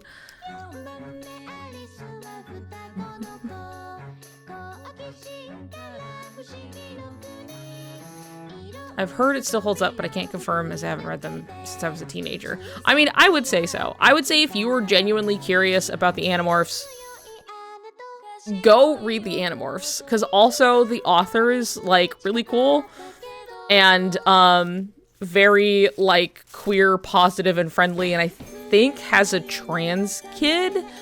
But, like, had talked, because people had asked, like, her about stuff where it was just like, hey, like, this one character really reads as, like, a trans allegory or just a queer kid in general. And she was like, I wish I knew more back when I was writing this, because I would have just made that text, like, while I was writing it. But I don't want to lie and say, like, yeah, like, I planned it, but she was like, that's super cool. And, like, it's so obvious now. But, like, I just didn't know at the time. You know what I mean? But, like, hell yeah. Read it that way, you know? So... yeah, and it is Tobias. But she's really cool about it and very, like, supportive and just like, woohoo, queer people. So, like, you know, you can feel good about reading it, at least, that it's very, like, it's just a series that's very anti-war, and wears that on its sleeve, which is nice. And the author is actually, like, a cool person. So, I definitely recommend it. They are releasing them as, like, audiobooks. That's how I've been going through them, is that, like, I just listen to audio books, readings of the Animorphs. And what's fun, too, is that, like, there's a cast of these characters, and they are all, like, typically a book will be in the perspective. Is this Sariku Pride art? Yeah, this is the idea I had, so I'm kind of lightly sketching it. but all of the books take place in the perspective of one of these kids. And so each of those books, they have their respective, like, their own, like, voice actor, essentially. Like, they have different people doing the audiobooks, like, per character. So everybody kind of has their own voice. It's really interesting. It's a very fun listen. So I recommend it if you can get your hands on it from like your library or something like that. Like, they're out there and it's a good time. So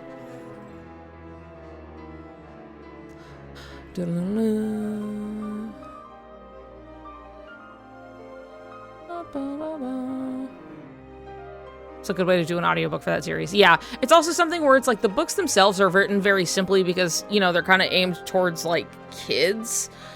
But like when read aloud, it's not bad. It's like really easy to listen to in a way that's kind of nice. So, okay. Anyway, let me see what I was fucking doing here. Cause like, again, I didn't have a full thing planned out.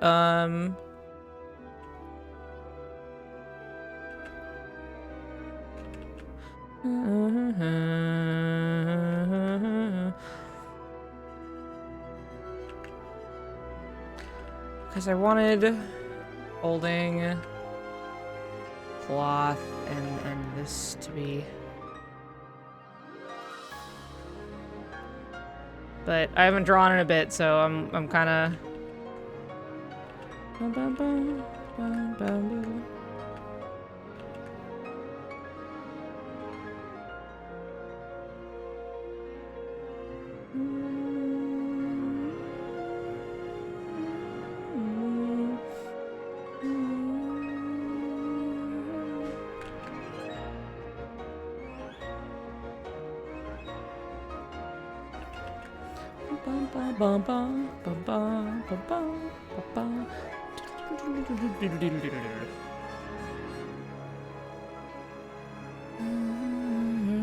Starting to use the modded Transform Pirates Keyblade, the Pride Keyblade. For sure.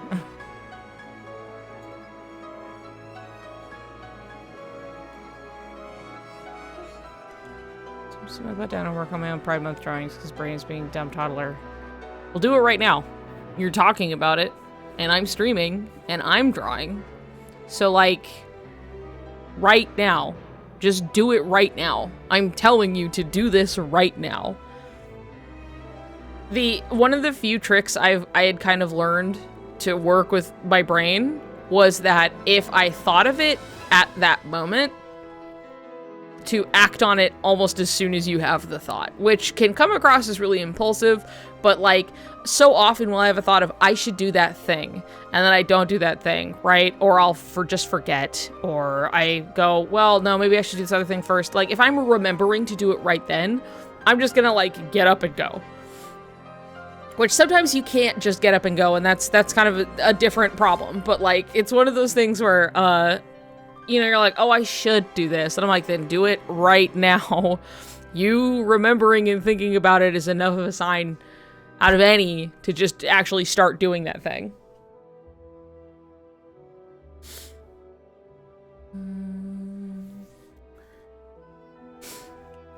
Some books as a kid, those audiobooks, teachers reading it out loud. Big ass book, Dragon Rider. Found a fan audiobook for KH1 Online. Hell yeah. I remember I was reading the books out loud on stream at one point, and then I just kind of fell off. Whoops. And bum bum bum bum bum bum bum bum bum bum bum bum.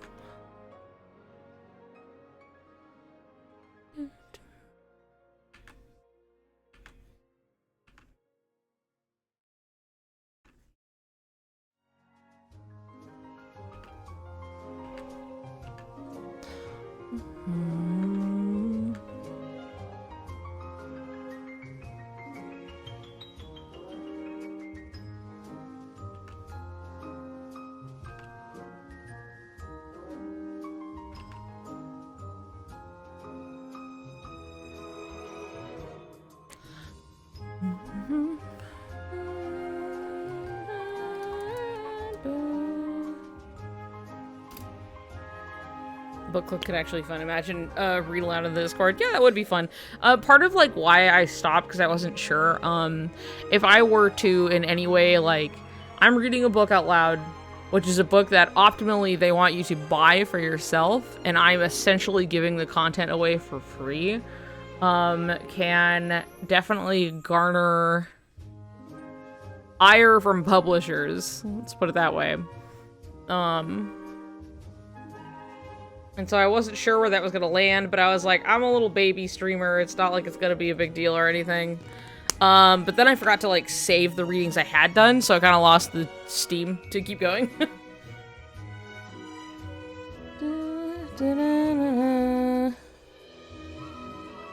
Which is, so, like, I had lost the steam, and then I was like, I'm not sure if I should. As much as it's, like, fun to do, like, a group thing. Like, but if you're doing it, like, in a Discord, it's fine. But me streaming? Probably not. How far did I get? I believe I finished the first KH2 novel. Like, I think. Hold on, I'm gonna sneeze. Oh my god. Or at least I got significantly into it, because it's pretty thick.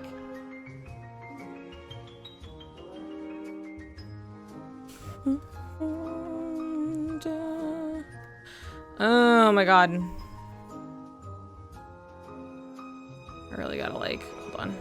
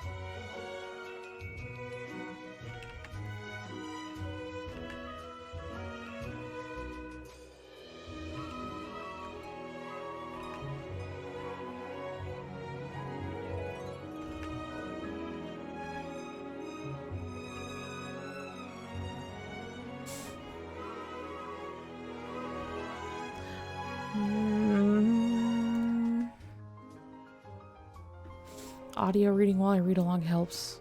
Yeah, that can help. I have trouble when I'm I'll read the words ahead of what people are saying. So, I can't do that very well. But like it is nice sometimes when listening to at least have the option of having like subtitles, whatever it is you're listening to, or you know, being able to read along like text with what's being said, because it can like help, because sometimes reading it isn't quite enough, but just listening isn't quite enough either, so having like both of it at the same time can help like click in the brain. Got the complete KH novel series for Christmas like 2 years ago and I still haven't finished KH1.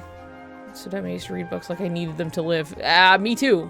And then like middle school hit and I stopped reading like books.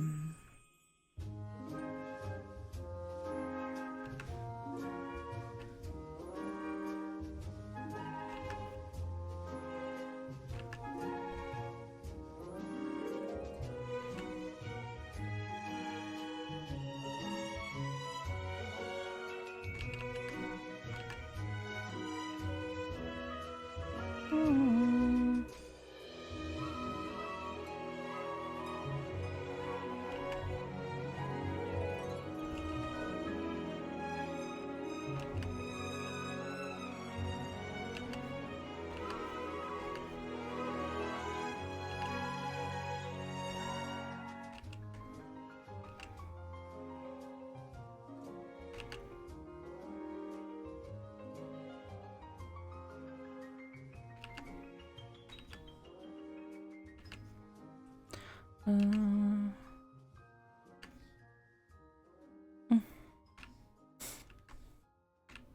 on. Get out of here.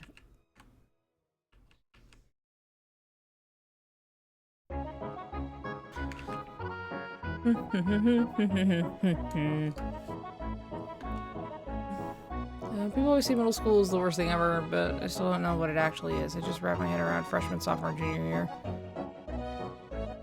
I mean, I think middle school's kind of bad because it's, everybody's just starting to hit puberty and nobody knows how to act. And, like, you still don't know how to act even when you're, like, you know, into your later teens, but you're a little more established at that point. You've got a little bit more of a brain.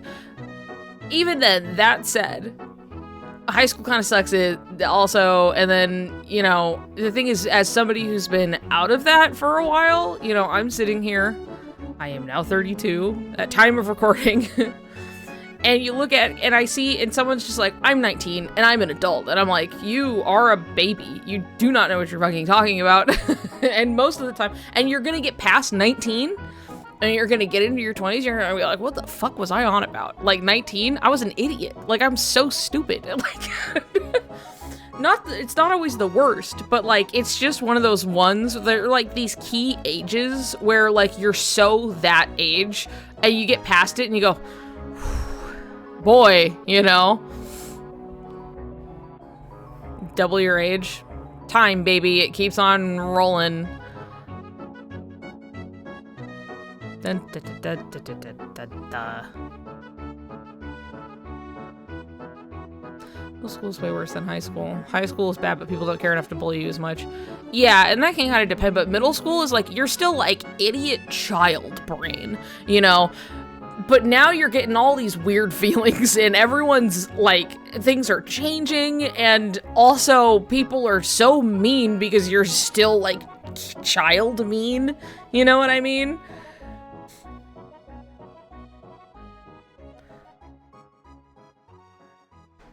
But, like, high school, like, you're much more probably gonna be held accountable for being, like, an asshole.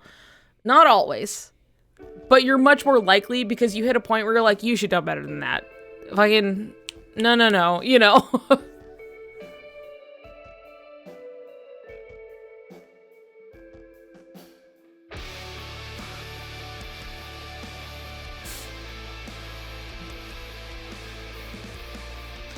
I was looking back at yourself from 5 years ago and going, good God, I was a moron. Applies doubly to teenage years. For sure. I definitely had, like, a turning point where I felt much more, like, less of an idiot. But the thing is, like, never let, like, I don't think you always have to admonish yourself for things in the past, right? I mean, always, you know, learn and grow and move on, but it's just like, to always be like, God, I was so stupid. It's just like, you were just you and you didn't know some things. And then you're gonna know so much more, and you're gonna look at, like, decisions you made out of a lack of knowledge and go, what the fuck was I thinking? Well, you were thinking something probably pretty reasonable at the time, you know? But...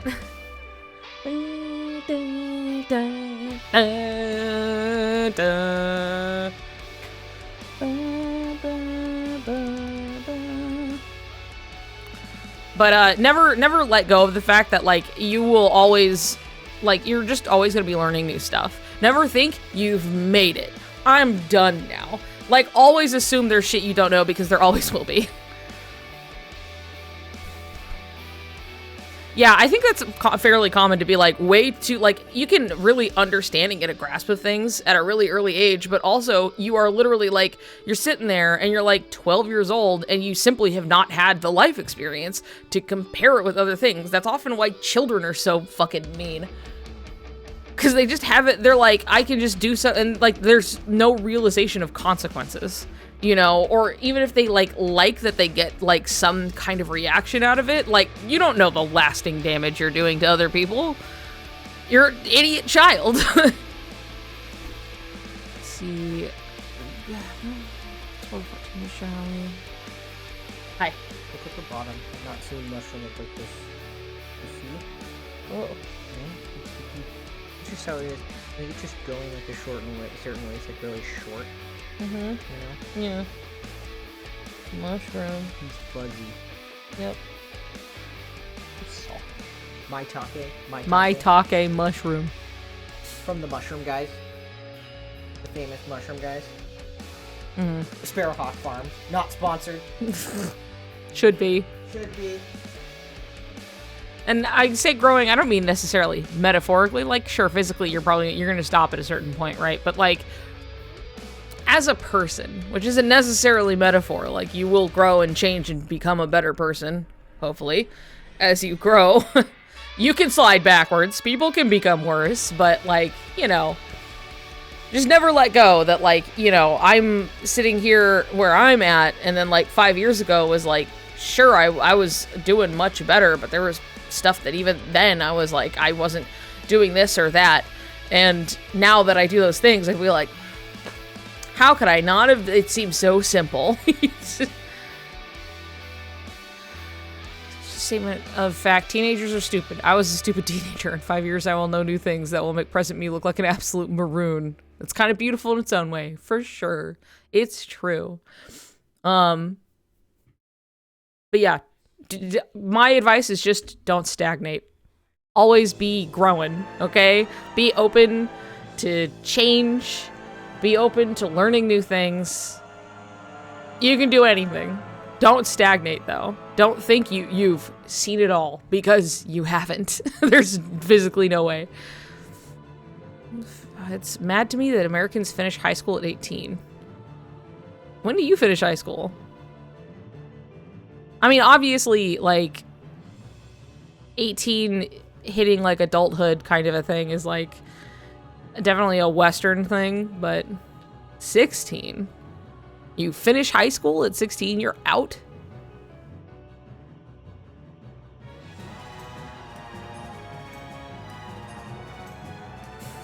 Smart enough to know that I was being crushed by the school system, but also stupid enough to not know how to fix that. Well, yeah, because you just don't know things. You're making decisions or, informed opinions out of a lack of knowledge. Because it's like, at the same time, I am very much, like, I say this and it's just like, you're a big stupid idiot kid, right? But I think it's really important to always remember that kids are not actually as stupid as people want to write them off to be. They just don't know as much as you, because they haven't been here that long. You know what I mean? It's like, you gotta treat kids like people, because they are. They just don't know as much as you. You still gotta treat kids with respect. You still gotta treat them as a person. Yes, those kids are predictably going to make stupid decisions or say dumbass things out of their mouth because they're playing with things that are novel new concepts to them at the time. But that doesn't mean that they can't perceive important things or have important opinions, It's really important to, like, respect them as a person. Don't stop doing that.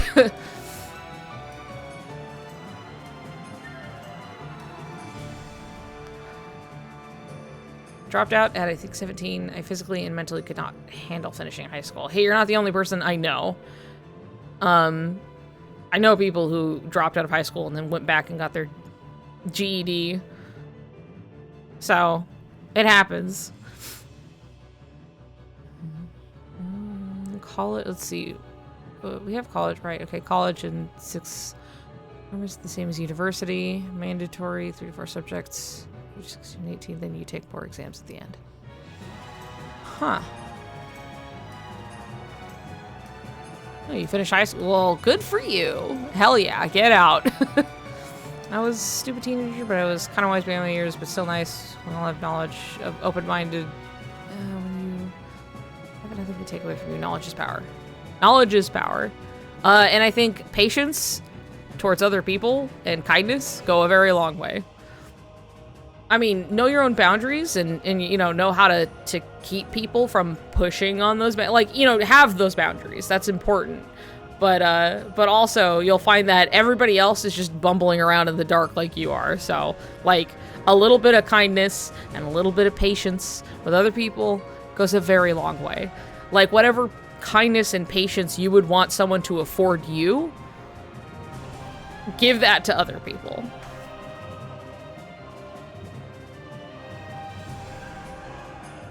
I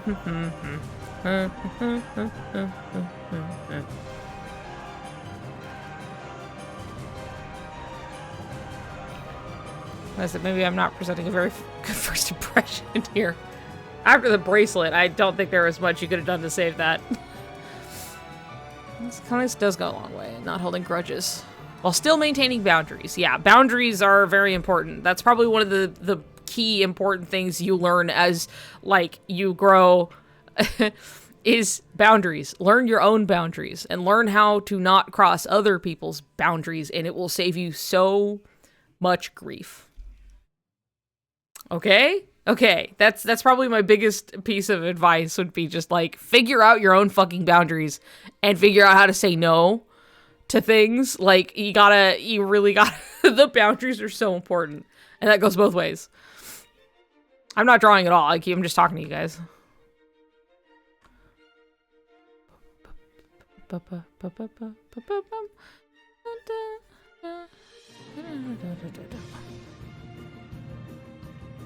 I don't know what I want him doing. Like, I had this idea in mind for, like, Sora. And then I had sort of, like, Riku was more down, but I don't actually know what I want the rest of his body doing. So I'm like, do I want to fold you in half, or do I want to send you back?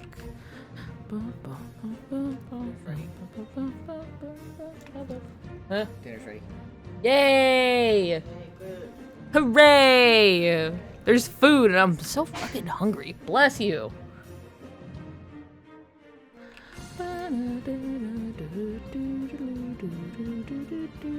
Maybe it'll just be like this way.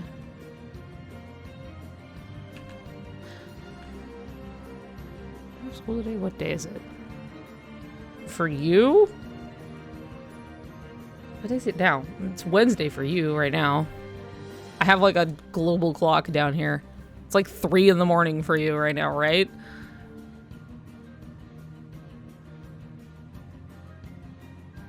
Okay.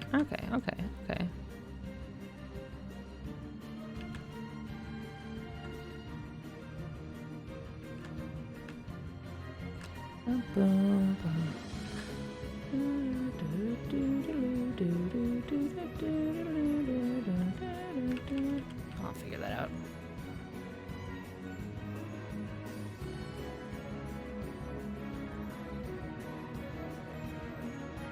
Only 10 p.m.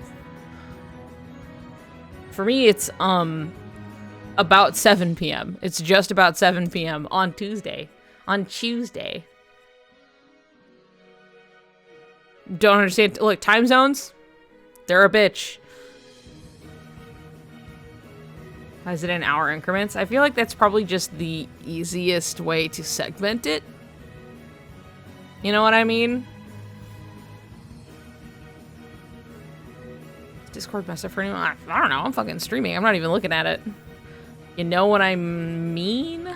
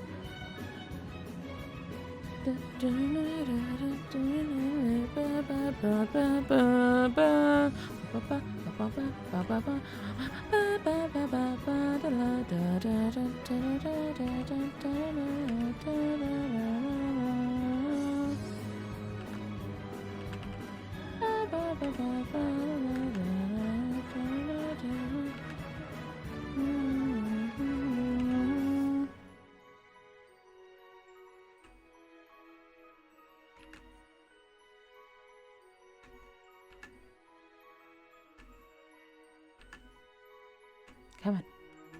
Come on.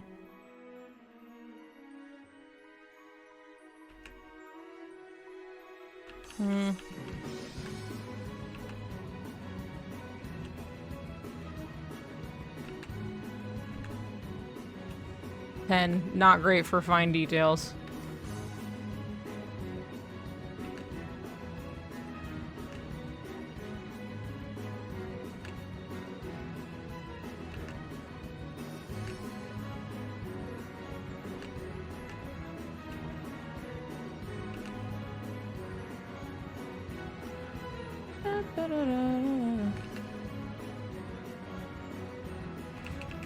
I'll have to figure that out in a second. Share a streaming platform, binge watch stream my show that I not watched in a long time. Sure, I suppose so. Look, I'm going to let this song finish playing. And then when the song is done, I'm gonna go eat my food, but then I will come back and continue this. I guess get out to Discord. I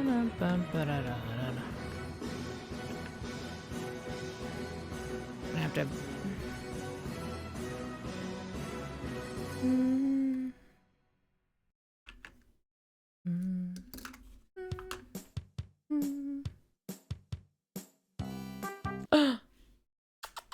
Come here. Come say hi to everybody before I leave for some food. Come here to me.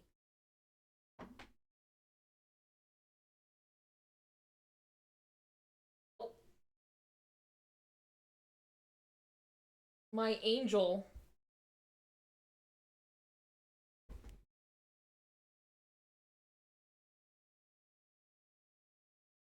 No, don't leave immediately. Say hi to everybody.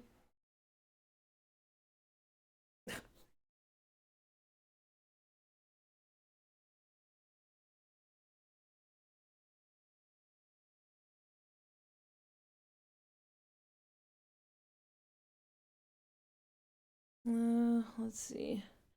A lot of British supermarkets, there will be an American candy aisle. Yeah, I do know about that, actually. Oh, okay. Are we choosing to stay? Wow, I was just gonna leave, but okay. Do a lot of whole American candy shops, but most of them are truck fronts.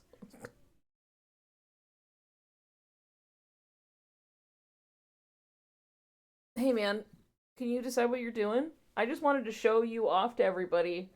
And sir, okay. Goodbye. Goodbye.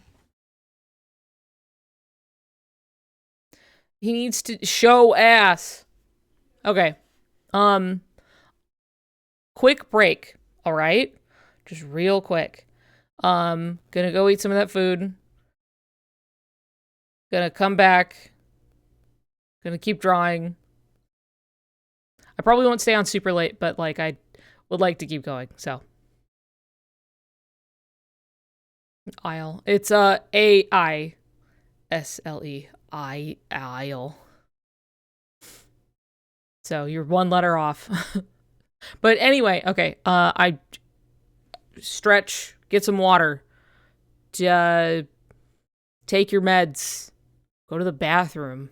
You know, maybe stop sitting on your foot if you're sitting on it. Reminder to me, even. And I will be right back, okay? Okay. Hi, I'm here. I'm back. Sorry that took a moment. Play that fucking tune. Let's go.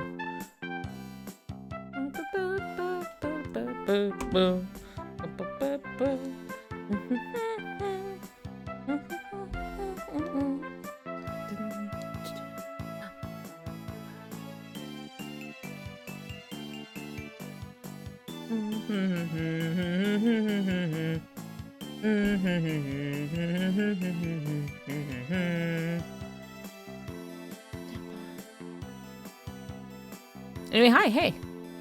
How are you guys while I was gone? Good? I hope so.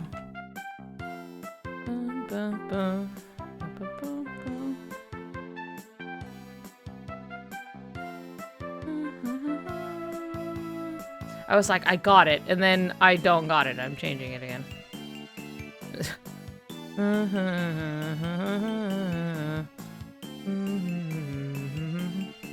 Ooh, goldfish crackers, huh?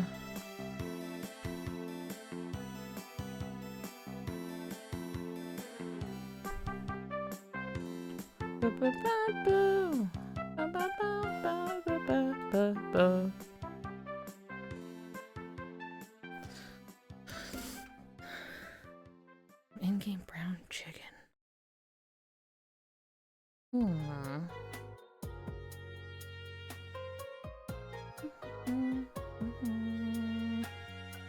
I mean, my first thought was like chocolate milk or like Nesquik or something, but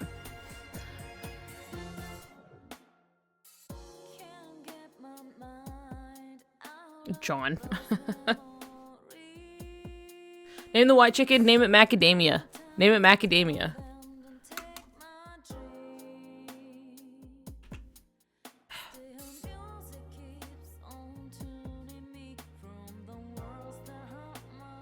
Hello, hey. I'm doing good. How are you?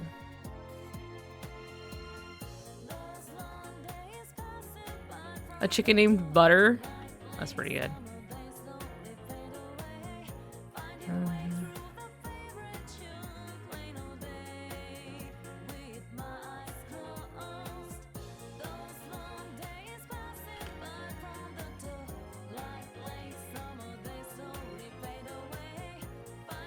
Good old John and macadamia. Salad with yummy crunchy toppings. Good. I should have had a salad. I thought about it, and then I didn't have the salad, but I'll probably have it later.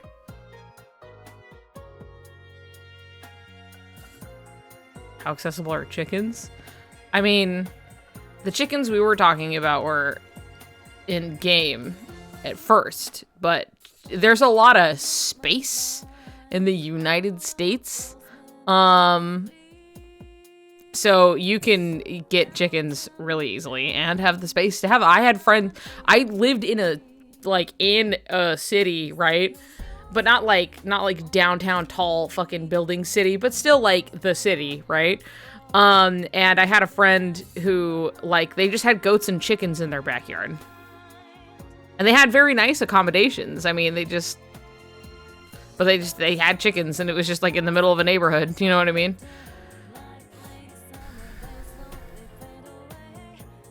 What am I drawing? I had this idea for Pride Month drawing. Well said, me. Good job.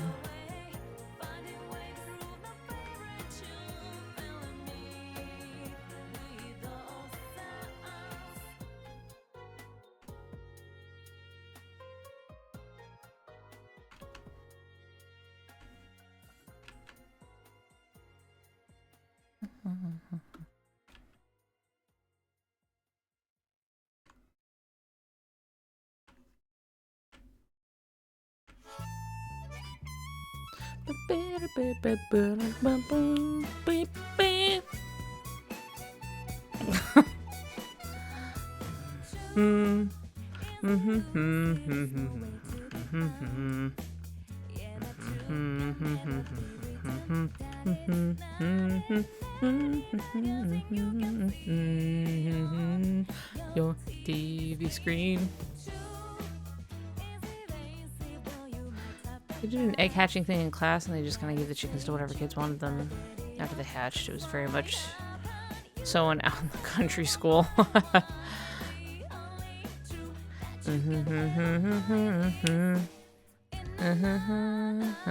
Lost in thought. You didn't finish answering. Wait, what was I answering? Help me. Help. What was I answering?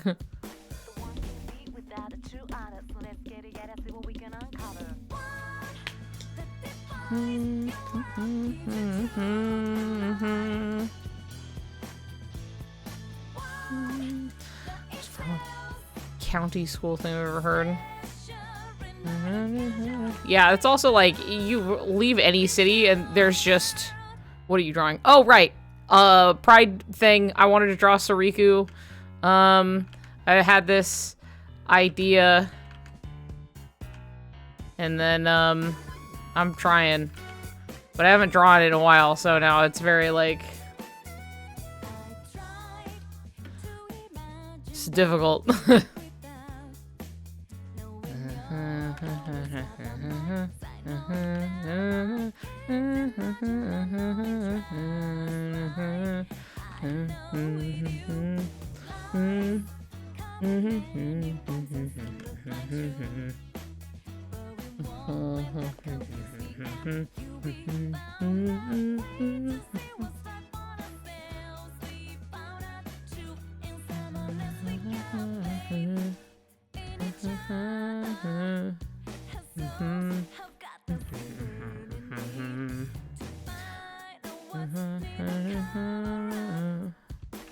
Thank you. Thank you for your faith. Just a lot of like, I'll like lose patience. You know, I'm like, this is not working out, and then I stop, move on to something else, you know. But if I just take my time and figure it out, it's fine.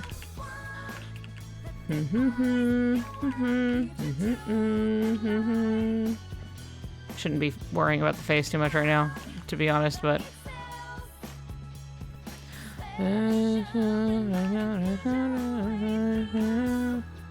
The shadow world. Boy, I sure know this song. As somebody who's so... got complicated feelings about Persona 4 and how not great so many things in it are.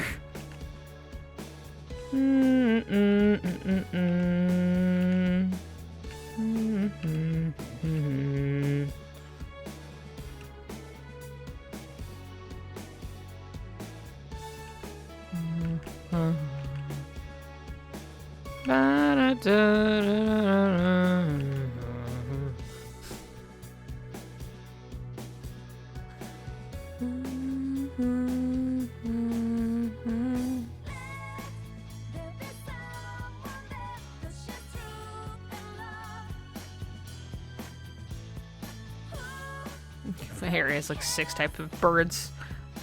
Well, I mean, that's what happens when you turn your entire country into a front lawn, unfortunately.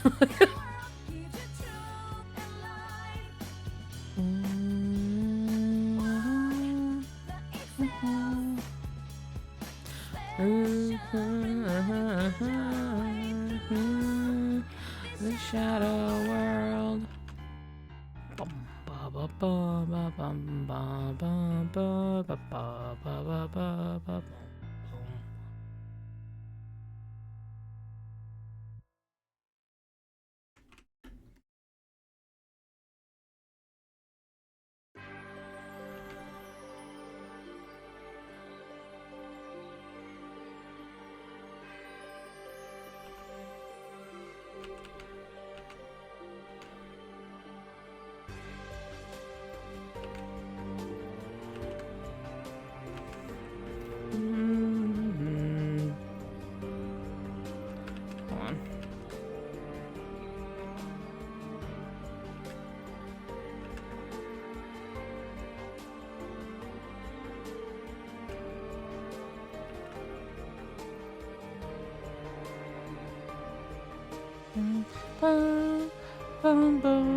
bum, bum, bum.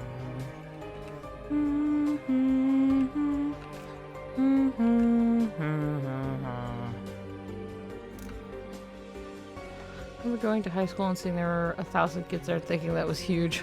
The singular heron that sits on my roof, though. He looks to eat the fish in the garden pond.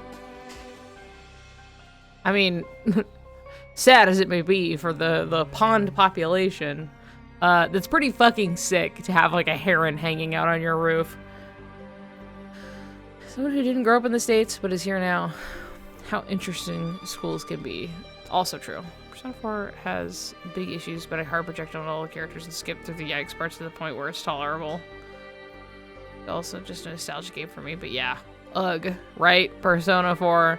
I mean, I remember playing it and really liking it for the most part, and then like hitting some of the parts where I was like, I don't really like this so much, but I can look past it and enjoy the good parts of it.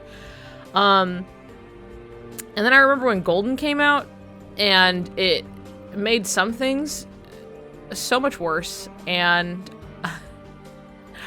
at that point, like, looking back at it, and just so it's like, it's really frustrating that it like could be like, there are a lot of really cool and good parts to it, and that's just how Persona is, right? Where there's a lot of good shit in there, handled by a man with like with really shitty worldviews. So like, you get really weird kind of shitty results. Grow up in the States, but I grew up in a province whose leadership has the hugest boner for everything the USA does, so I feel like I got a States education by proxy.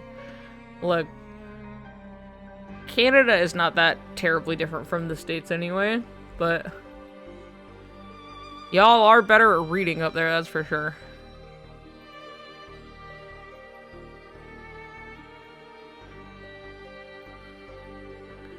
Used to live closer to a big rainwater canal. We have a bunch of tiny frogs in my backyard. Super loud in the evening. That's cute. You know the background on the one homophobic director in the Persona team until recently, and that shit made me so mad. Yeah, it's something that once you know, and you like look, and you're like, I see it. Okay. Like, not just homophobic, but also very particularly transphobic. Yeah, he is gone now. So, here's hoping that Persona 6 is, like, I want to be able to enjoy it, you know? And some things have been, like, improved, like, some not good, like, trans jokes, like, jokes at trans people's expense in, like, Persona 3 had been changed, to not that. And now they're just okay jokes about totally not that at all, and it's like, oh, well, it's, you know, they're trying.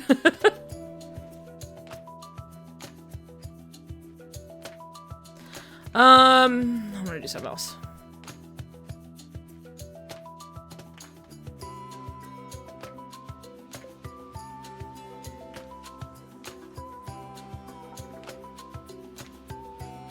Tennille, hi.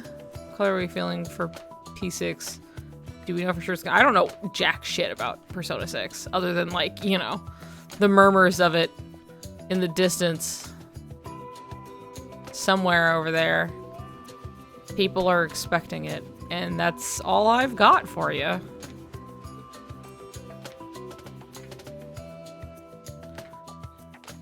Dry marker, dry marker. Dry marker. Okay. There it is. OMG Slay. Tennille and Niku crossover, as if we don't just talk normally because we are friends. But yeah, there were just transphobia in Persona 4, and Persona 3, and Persona 5. And, you know, everything that, like, that man has had his hands on. Catherine is a really bad one.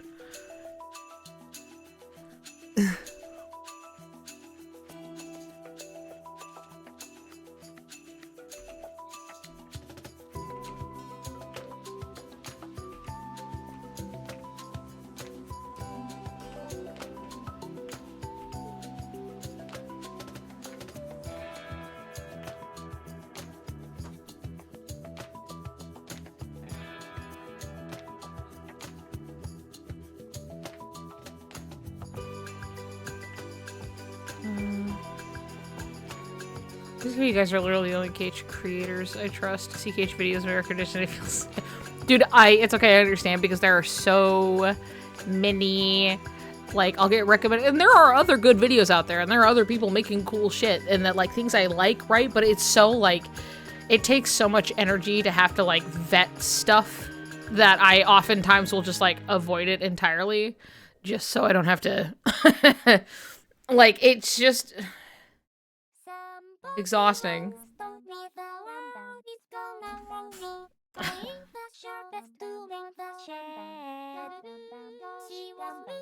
I'd actually like P4 if it had the morals of Claim to Champion. Yeah, I know. Sorry, I have to skip Miku singing All-Star, but...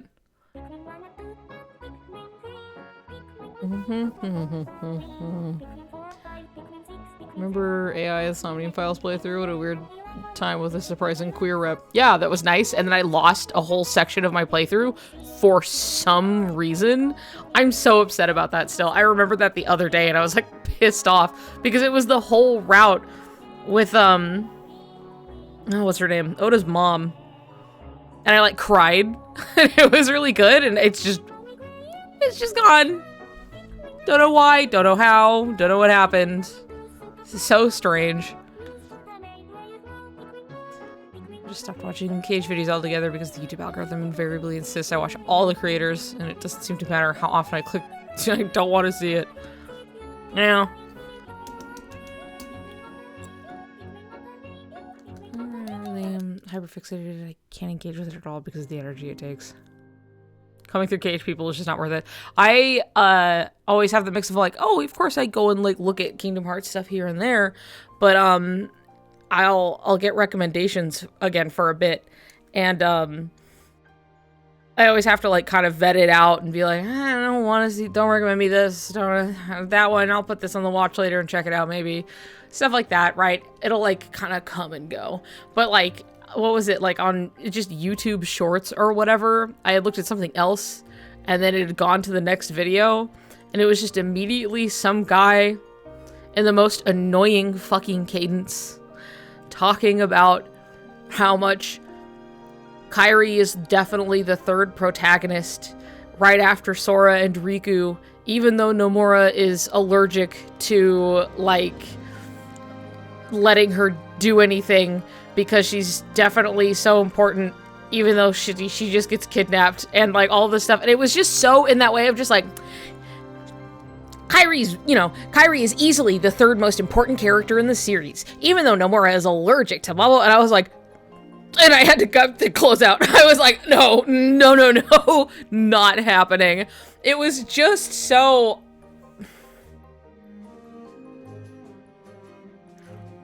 Anyway, I just had to leave. I was just so... I can't even find the words of just like, it was fucking annoying is what it was. How about that? We'll just go simple. All right? It was fucking annoying is what it was. Jump scare YouTube short.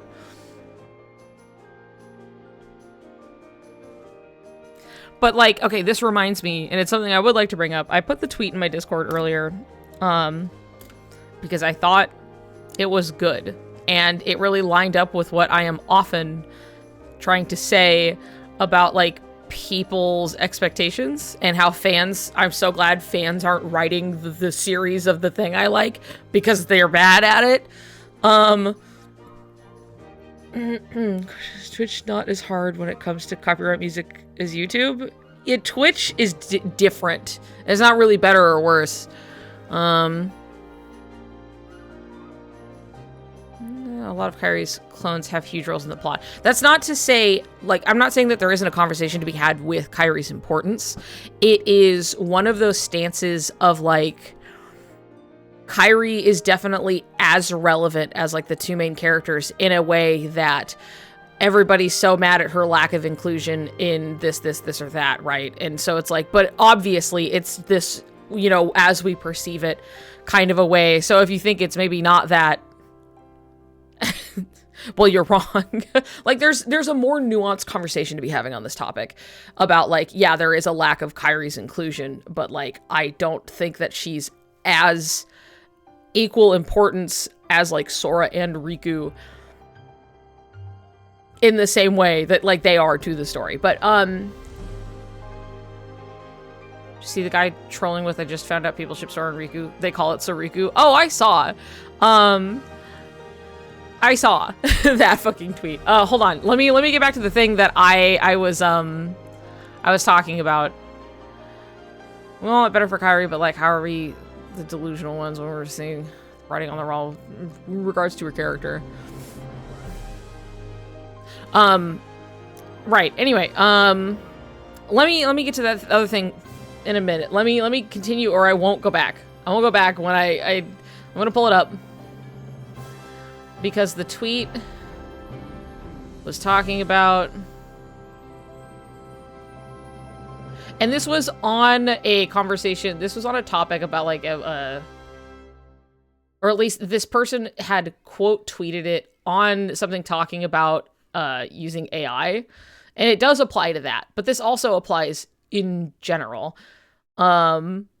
That I was like, oh yeah, this is a good mindset to like have, and like I said, it applies to that conversation of like fans think they want this thing, but it makes for a bad that thing, you know.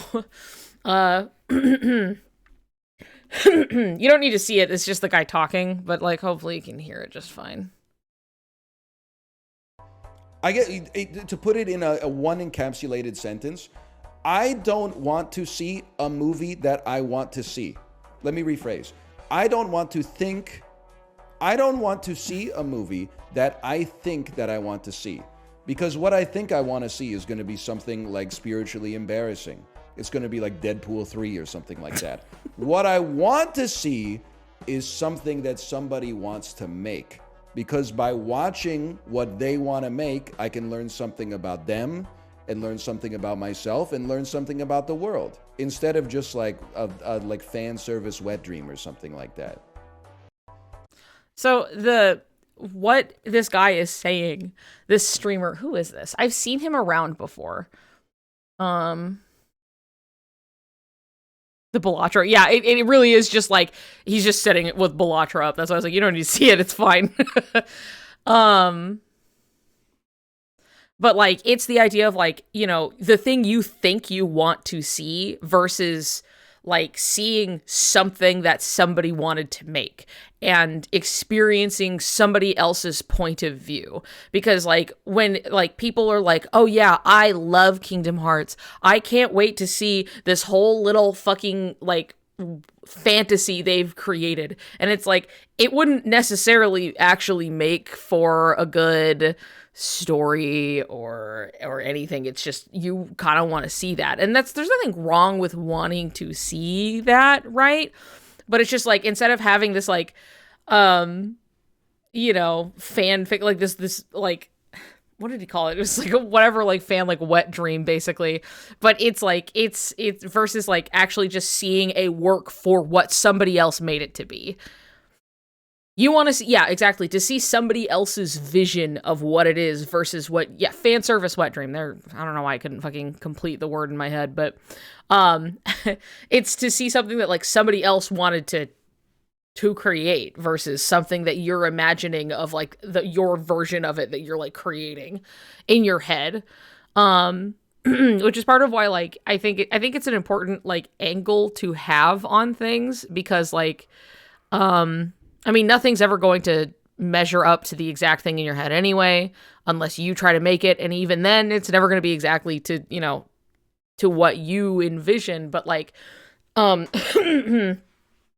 just like meeting something where it's at, you know, just looking at the thing for what it is and what somebody else tried to make of it versus what you think it should be, I guess.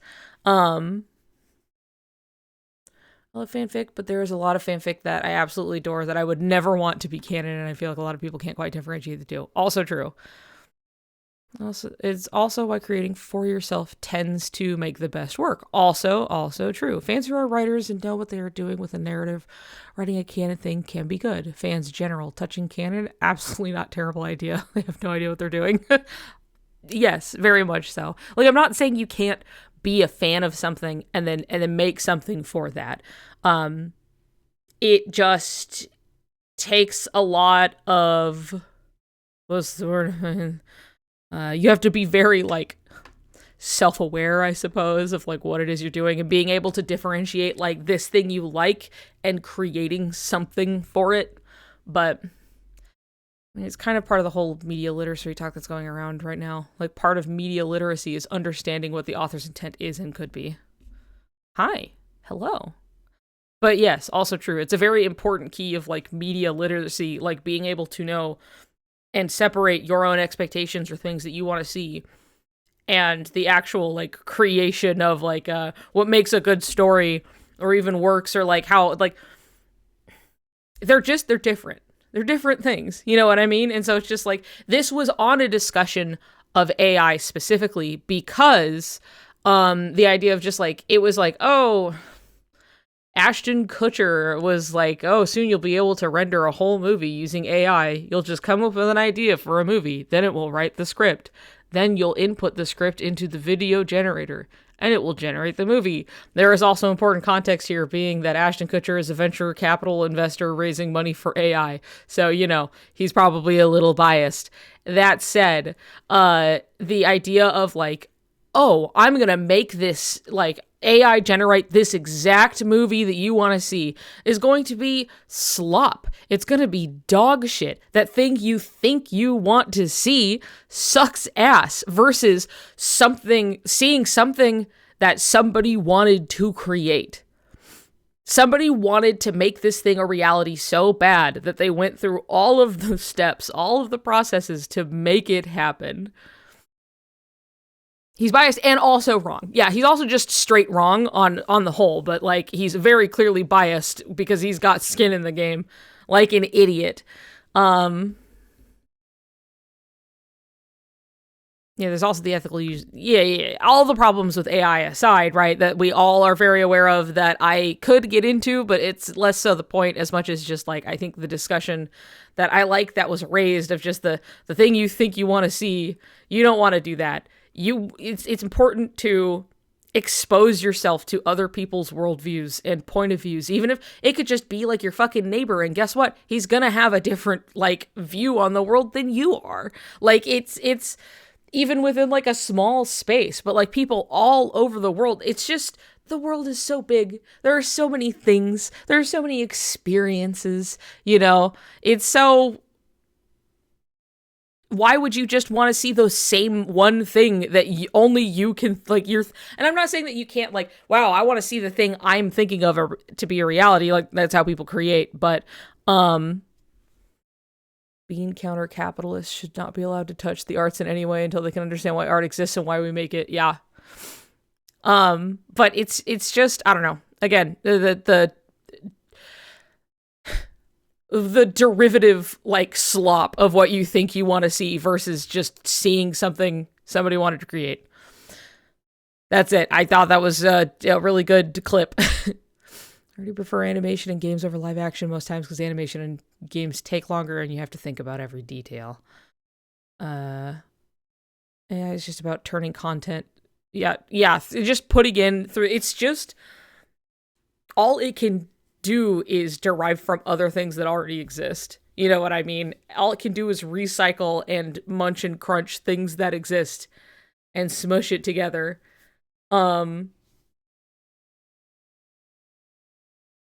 I just don't, like, I do understand to an extent why people flock to it, obviously outside of like just capitalistic endeavors.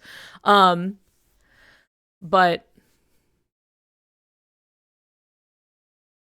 sorry, I'll read like chat and then I just fucking totally lose my place.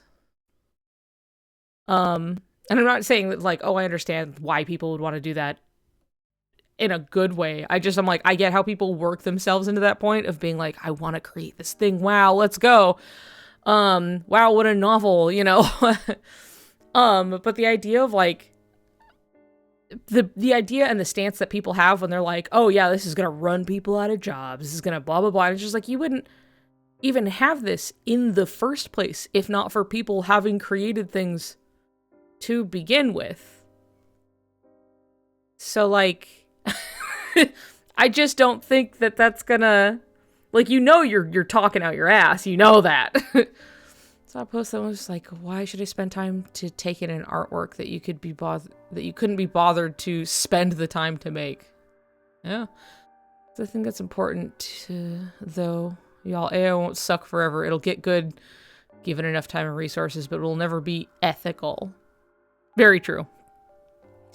I think what was it? I saw a post that was talking about it. It was just like, oh, people who were like, oh, AI art, it has no soul. You know, it doesn't have that human element and all this stuff. And it was just like, no, you can see AI art that like looks good, but this like pontificating over like the human soul of it all, and like it's kind of beside the point. It was just like, babe, your workers' rights. Like, there's no way it's ever gonna be like it from the beginning has not sourced anything ethically from virtually any AI generation, anything. Though that's not to be confused with like tools used internally, like say in animation, where it's just like what was it? They were talking about in Rebirth that they had a trained like AI, remember, very general term, of how they got the lip syncing to work, and they trained it on their own in-house like sources. They trained this like little basically machine of like, okay, you know, vowel sounds and other things like that look like this, so that it could play it out when characters were talking, so it wouldn't just be this tedious, I have to like hand animate like all of this. And that's good. That's great even.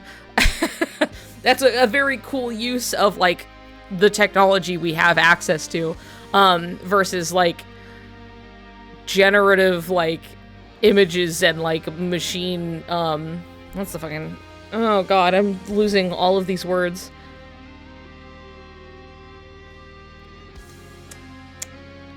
What's the word I'm thinking of? Phrase.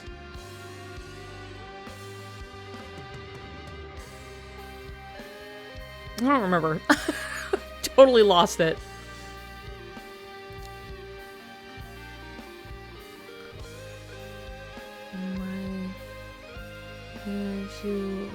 Artist work hours making art only for a silly little robot to botch it and give some random rights to our art. Yeah, yes, like they literally just steal it from you. That's machine learning. Yeah, but I don't think that's what I wanted to say. I almost did, and then I stopped. Then I was like, the conversation should be about whether the AI art is good or not. Yeah, it misses the point. That's a misleading question to distract from the fact that AI art is actively hurting and replacing real people, as well as hurting people like who consume it by way of, you can so easily lie to people on the internet. Oh my god. Like, you know, fucking people fall for like bad phishing scam, like Photoshop manipulation. Like it's an awful looking dog shit picture, and people still look at it and they go, oh my god, this hot woman with all these gold bars wants to talk to me, you know? And like now they're like trying to make like actual video footage. Like this shit is being used for real world harm. It's not good. As well as the fact that, yeah, it is something that like from the ground up has never been ethically sourced from, like the what it is literally made out of is just stolen material. Yeah, the ecological impact, it is so not good. Spent hours on a drawing and found the same art style on someone's account with my OC. Damn, dude. So wild to me because the arts are about self-expression. It's base level. It's about expressing something AI art can't. So what's the fucking point? Money. That's it. That's all there was to it. They want money. They want to shill out and produce garbage to make money off of it. There's no greater question to this, as much as just like, wow, like, because some people, you know, it was a novelty for a time where it's like, look at these funny, weird little images, right? Sure. But like, it's to replace people that would need to be paid. It's to replace writers that would need to be paid. It's to replace bodies that would need to do any kind of work. That's the core of it. If they can make a machine that they don't have to pay or care about do the task that they would otherwise have to pay somebody for, they're gonna try and do that until something gets regulated, or obviously the shit doesn't work out because it's bad and it's difficult to control. All the boomers getting fooled by Facebook Photoshop posts.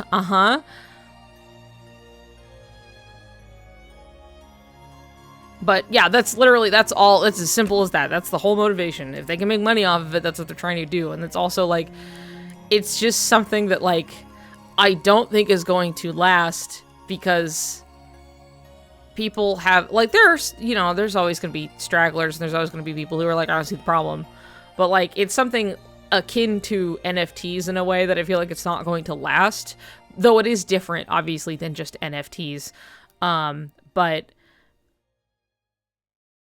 I just don't think that they're going to make it as far as they want to, but people are going to grift for as long as they possibly can. Regulation will happen. Maybe it could happen a little faster, but, like, no ethical consumption under late stage capitalism. Powered everything, always, forever.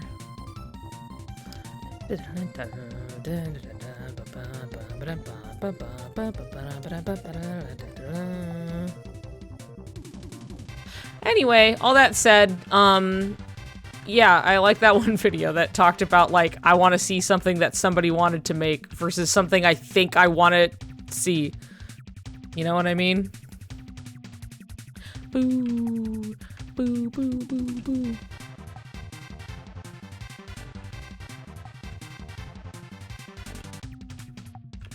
Boo.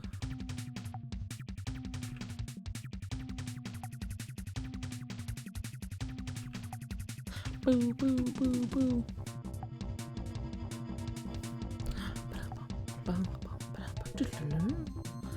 Listen, pretty how to use a smartphone. We're so cooked. Like, it's literally like I'm insane. Maybe you are insane, huh? They totally can make it. Fan art and fanfic exists. Absolutely. Make your own thing. Find the joy in creation. That's why we do it. Feels good to make a thing. You want something to exist so bad that you learned to make it. You know? That's how I feel.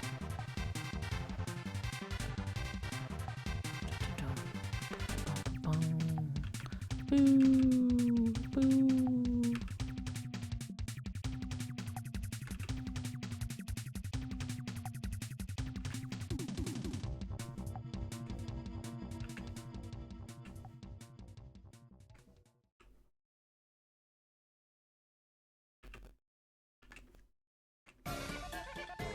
Oh, fuck yeah. Big tree hole. Give it up for Big Tree Hole.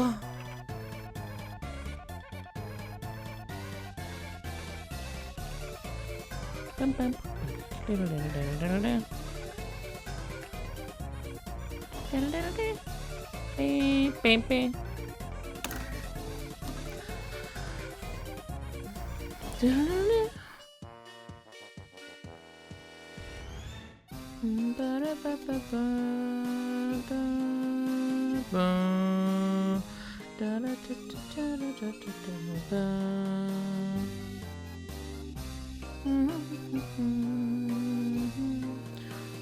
love making up Kingdom Hearts paranormal AUs and stuff they feed my brain. I love playing with the thing. I love having fun with the thing. Literally came free with your human existence, you use it. Find a way and use it. Did fandom change me forever, for better, for worse? Derivative works are an important part of being human, feeling deep feelings about it. Exactly. Yes, it's true.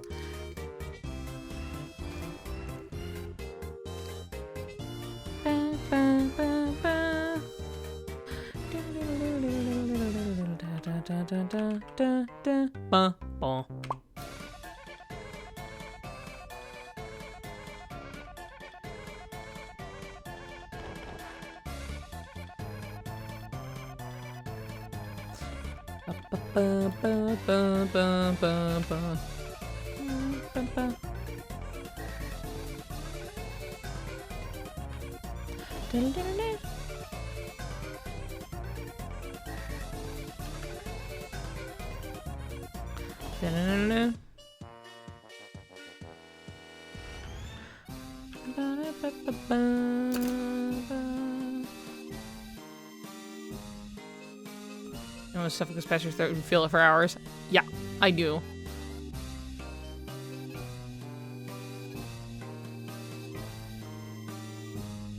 the fuck is Dial Town? Where's this from? This song? This is from Okage, Shadow King.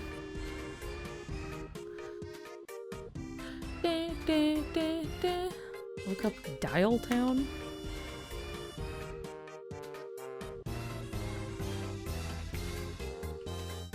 Phone dating sim. Oh, I see. Interesting.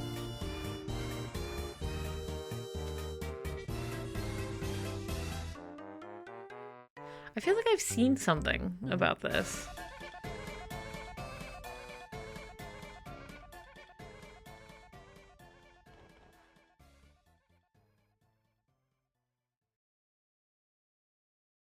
I think Object Head stuff is just fun in general.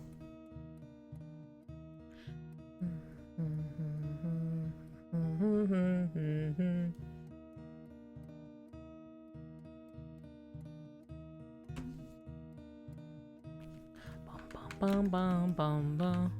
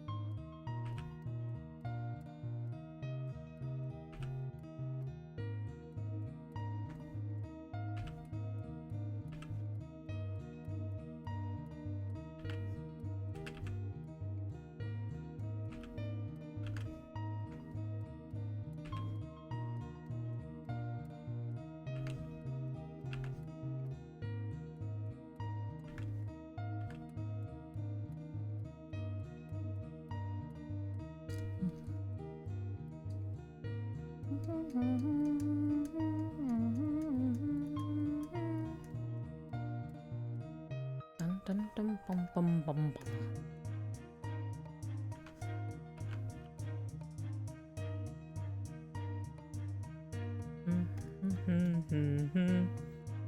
I can need to move this up or something. I'm just not gonna. I'm gonna do the other parts. Bum bum bum bum bum. Da, da, da. Bum bum bum bum.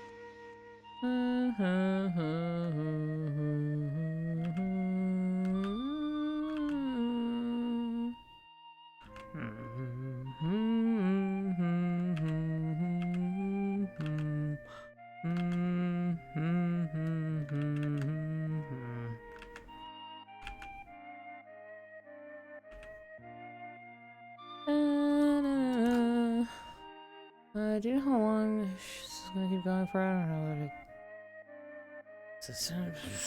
don't know. I mean, look, it's fucking late as hell for you. I might go for like another hour, maybe. And then, cause I got some stuff I have to do. But,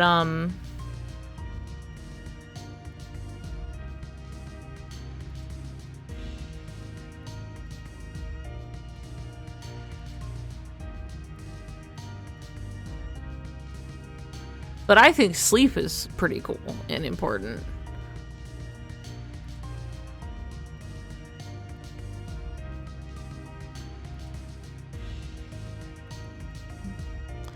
We played the same game 30 times in a row. Maybe not 30 times, but plenty.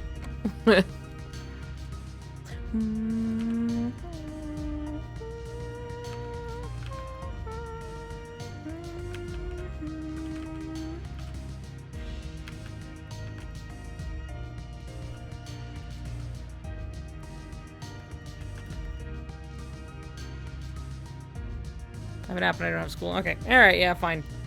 You're free then. You're free to do whatever the hell you need to do.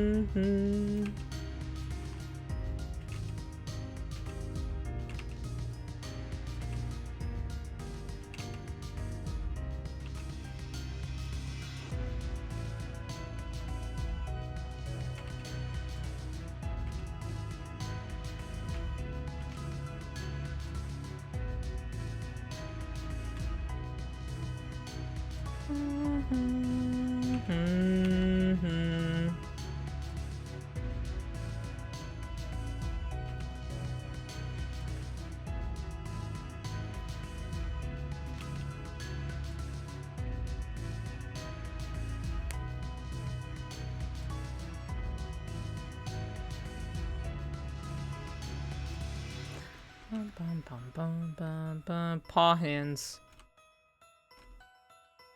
Our collective beloved, you know? Who doesn't love a good pair of paw hands? Whee. Bum ba ba ba ba ba.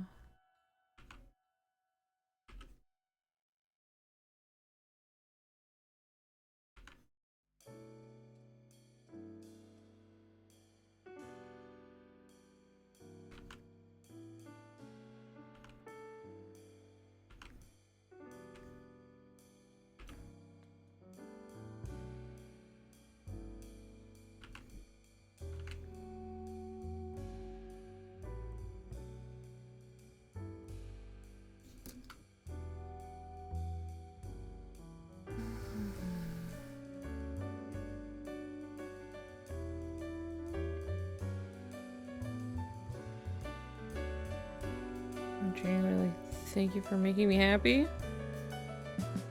Who are we saying this to?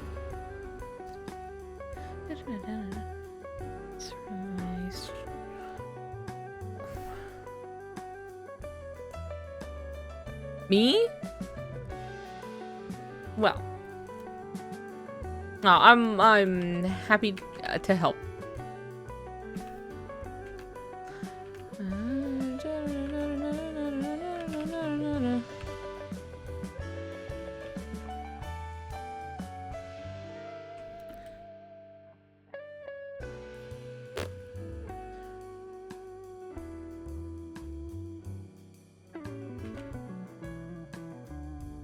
To do something about this here.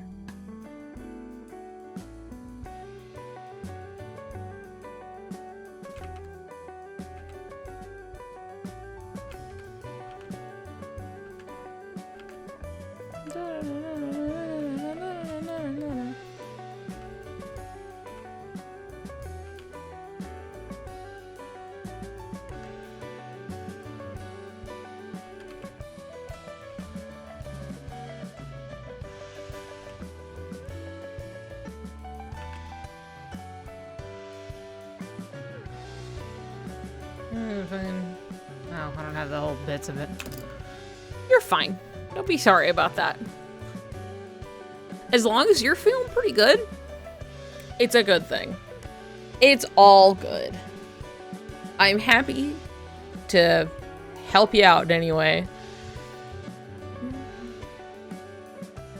How the hell did Kishimoto draw all those goddamn feet all the time? What, all those toes? I played Tui. Why does Joshua Fly only drew drop? With the context, it was so bizarre.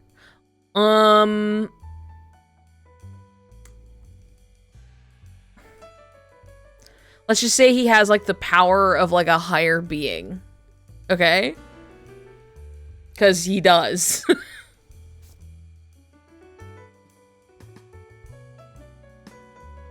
I hate drawing feet. I looked at the skeletal anatomy once and it's just terrible. That's really funny because that's like one of the few things I can draw so easily for no reason. Like, let's see here. Like, I can draw like a foot.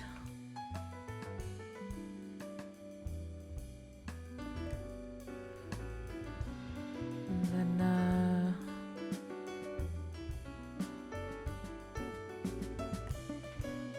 sure, toe, whatever, right? And then the toes after that are kind of just like, there's like this like technique of like, what do they call it? It's like a stare, because like a toe kind of comes out like this and then is like that, and you kind of want to just like, you can just do that for toes over and over.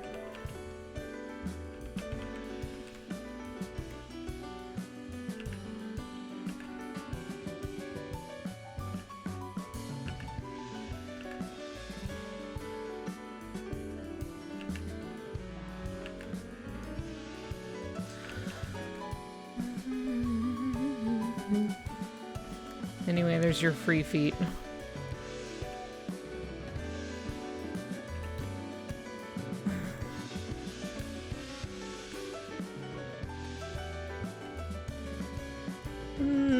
Ankle, maybe not so much.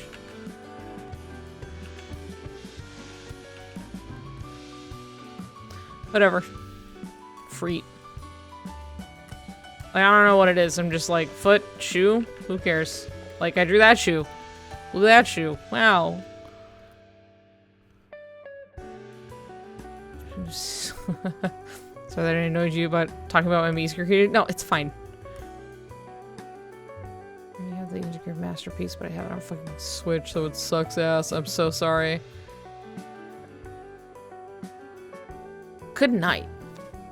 I know you're going by Sora in the Discord, so good night, Sora. Our good friend. Jealous for your use of drawing feet. I couldn't tell you why I even have the ability. I remember in middle school, like I was really caught up on, I really liked drawing Converse very specifically, which I think may have helped with the separation of like feet, like in the joints and stuff, because like of how it has like the toe bit here. Maybe. I just remember like trying to draw because I wanted to draw it to have it look good. But like otherwise it's just like I can just draw fucking shoes and I could draw feet. Didn't have to work for those ones. They just happened. They just happened. I don't know. I don't have any memory of like struggling with foot, really. It's just like I draw a foot and I'm like, yeah, it's shaped like this.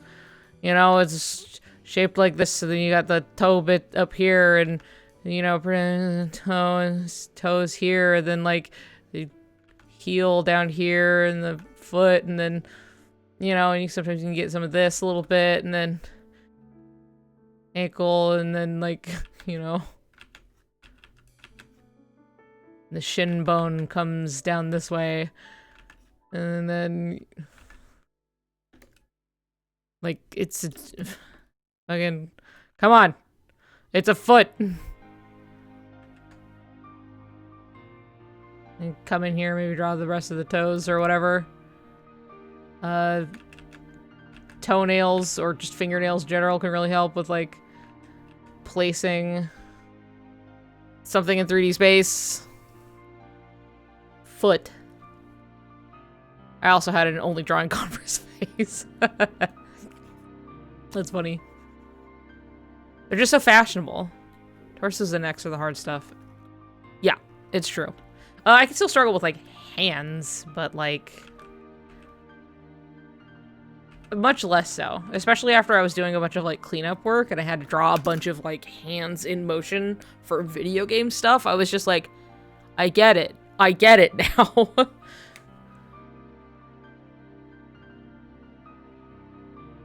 Knees also confuse me. Yeah, they can be kind of weird. Struggle with torsos or necks at all. See, for me, it's hard to do it with and make it like it never feels like natural to me, you know?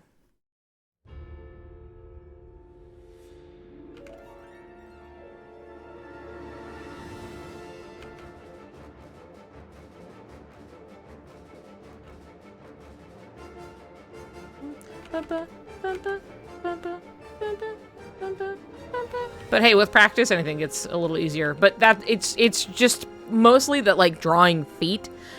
I never felt like I had to practice in a way that like I have no like memory of being like, oh, this is so hard. I gotta like maybe I'll look at a foot in perspective. Like I was just like it just looks like this, wee, you know, and it just looked like that. So.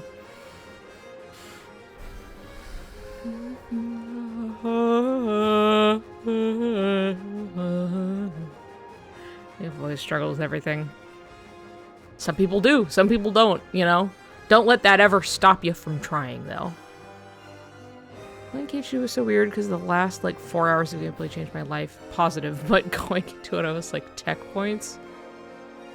MP risk reward system? Dodge roll? Sora? Yeah, no dodge roll. That was the one that I felt like, I was like, oh my god, I can't even just dodge roll. This shit is killing me. Have you ever noticed people with disorders tend to draw better statistically? Are there statistics for this? I actually draw pretty decent hands, though. Interesting.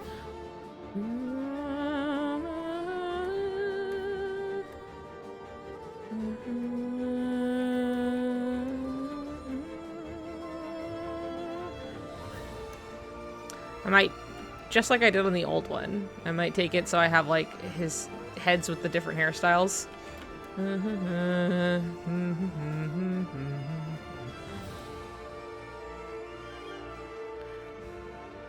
Helps me with horses. I just draw a horse shape and it works. So much ability for hands and feet, though it's the way I draw feet that I do horses.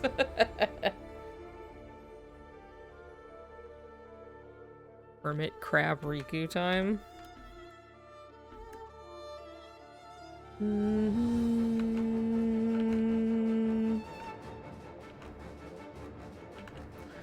Bigger. Bumpa, bumpa, bumpa.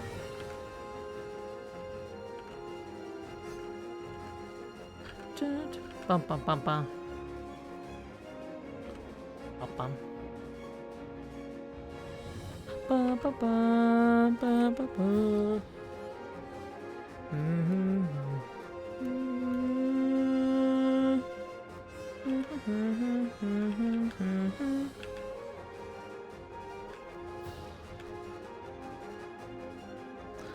Let's draw cats, but that's probably leftover abilities from a warrior cat's face. Probably. Most likely, to be honest. I do always remember I had a friend in my math class, and she was just a big furry. And I wasn't, right? And like, I was just like, man, I can't, like, you can draw like such cute like animal faces and snout and things in a way that I like couldn't wrap my head around. And she was like, well, you draw like people faces in a way I can't wrap my head around. And so we were like trying to like trade, like I'd be like, I do this and blah blah blah. And she was like, okay, yeah, I do this, and it was fun. I remember it fondly.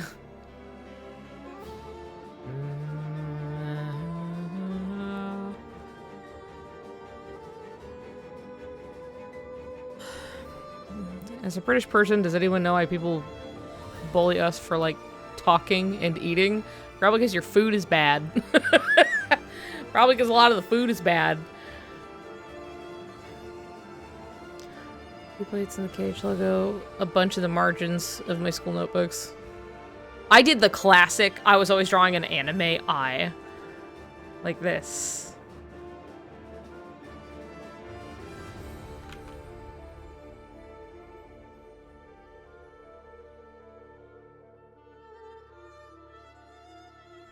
Just like this. Maybe we'll get this a little bigger, huh?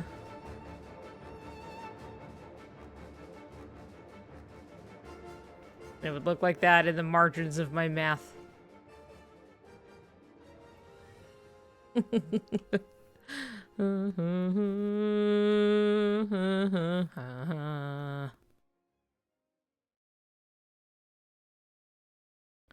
think the same about American food, but most of us don't bully y'all. I don't know where you're looking, but it's a very back and forth exchange. But also, like, no, most of British food is pretty bad. But, like, there's stuff that, like, I say this as somebody who's, like, not picky or particular. And it's just, boy, the way some foods get butchered over there. You didn't grow up eating it. Look, I have a very close friend who is British, who is like, who has come over here several times and is like, dude, the food here sucks ass. Like, it's just like every time it's just like got ruined by coming over here. And it's just like, oh my God. Well, what's American food? Because that's a very broad range versus British food. American food may be like a specific like, oh man, I don't really like cheeseburgers or pizza. And I'm like, okay, well that's not just there's a lot of food here. It's a very big place with a lot of different people living here.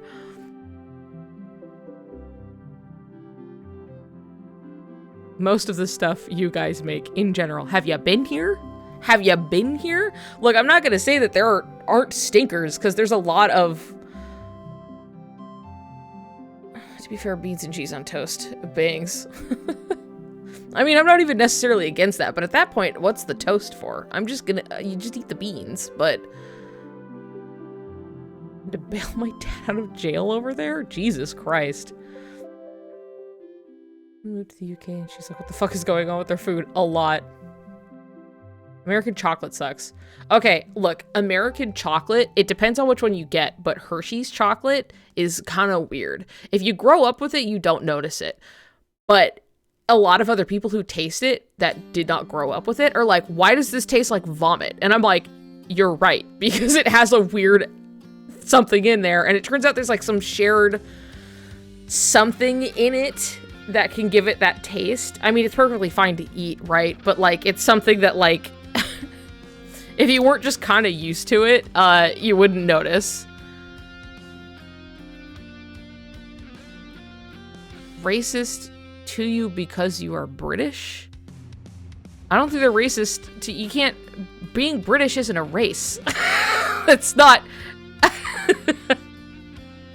I mean, somebody being mean to you because you're British is different. Like, if they were racist to you over, like, your skin color, then they are being racist.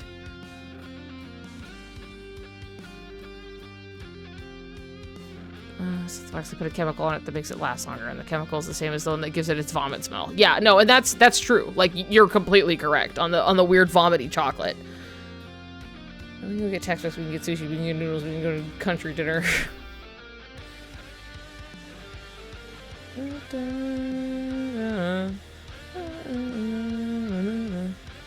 Perhaps xenophobic? I mean... Are the original racist? That's like our whole thing. It's fine. It's fine. But also, yeah, it is important to note, a lot of things that are like American food are food variants of like made by immigrants. Like the Chinese food that we have here, made by like Chinese American, like it's Chinese American food. It's not like Chinese food, but it is Chinese American food. And it whips ass. It's so fucking good is the thing. It's so good.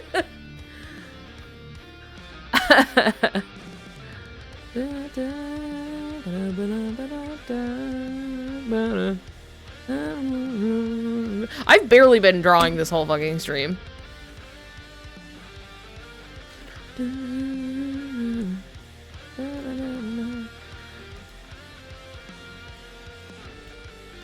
national dish is chicken tikka masala. It's just made up of butchering an Indian dish.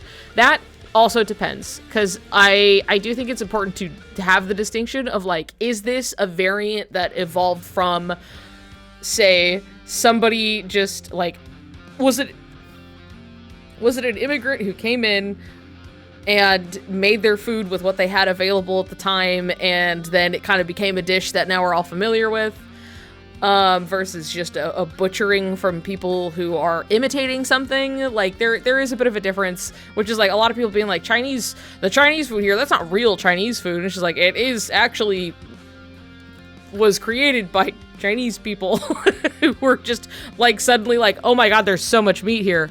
Hold up. There's also, like, I think, what is it, like, chow mein was, like, a dish that was made that was just, like, very, like, I don't know, throw it the fuck in. Oh, this white guy fucking loves it. Holy shit. And then it just became a dish.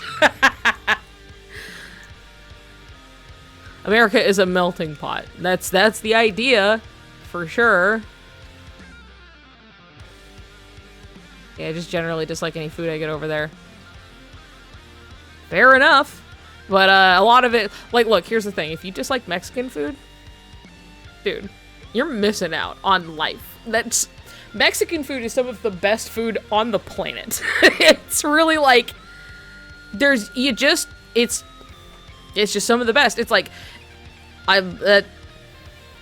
there's nothing for me to say. It's simply true.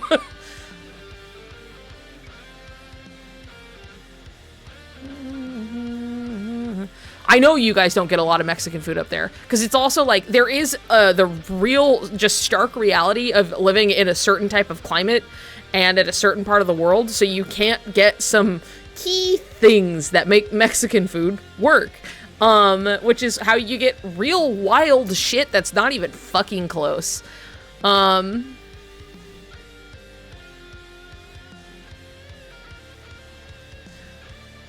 Just bad American food. You can go after Midwestern casseroles. Yeah. It's like, some are good, and some of them are just like my grandma used to make a casserole that's not really anything that's so special. It was just tater tot casserole. But you know what?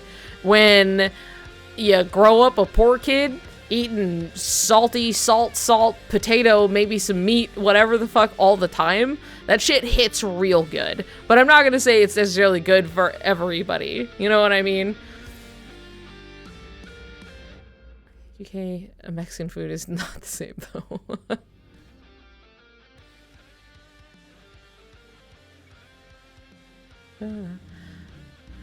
Most Mexican food so far, mostly because I can't handle the spice. But sopapillas are the bomb. Well, fair enough. That is something that, like, if you do try at, like, lower levels, like, spice genuinely is something that you can build a tolerance to. You don't have to. Not everybody should have to eat something spicy. But if you were like, this does taste really good, but it's a bit much, have small pieces of it, come back. Maybe eat something even a little less spicy and just make your way up to it. And, like, you'll just suddenly be like, this ain't so bad. It's kind of wild, because you know what sucks? Squirrels can get used to spice, because sometimes you want to make your shit spicy so the squirrels stop eating all of your bird seed, like the little assholes they are, because they'll come up and they'll just plow through it. They will just run you totally dry of all of your bird food. Super annoying. And you can put spicy, like, oil stuff on it so they won't eat it, because birds aren't affected by, like, capsaicin. But the squirrels will be like, after a while, this is kind of good, you know? It's super annoying. Tater tot casserole and green bean casserole could stay. Yes.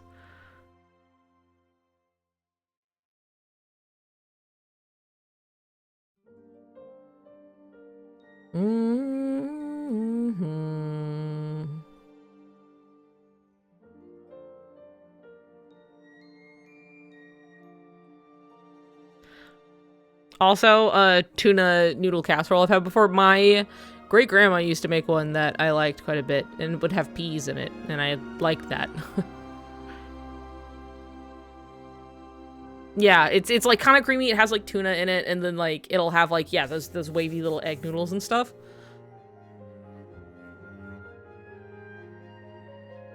But I would have it, and then it would have like some peas in it, and I like that. But Ask America a question. Shoot. Someone was thinking I could handle a whole packet of spice in my ramen.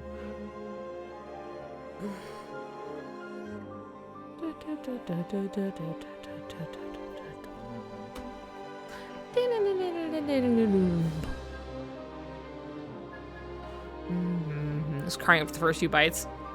That can happen. And that can depend on like the brand too. We would have celery in it. I don't like celery in things that much. I like celery just fine as just celery. I like to snack on it, you know? But I don't know what it is. It's like a crunch that just like annoys me because it's so nothing. And I never really care for like celery in like a potato salad or something to that effect, right? I don't know what the fuck it is, but I don't like it. It's just like, it feels like nothing. Like I may as well be eating a packing peanut. Okay, it's okay in soups because it's not crunchy at that point. But I like crunchy things. But if I get a crunchy thing in the, I want it to like taste like something, and I'm eating a packing peanut. And that's usually for the texture. Yeah, I like celery for the texture. It's usually put in for the texture, but I would rather it be any other crunchy thing.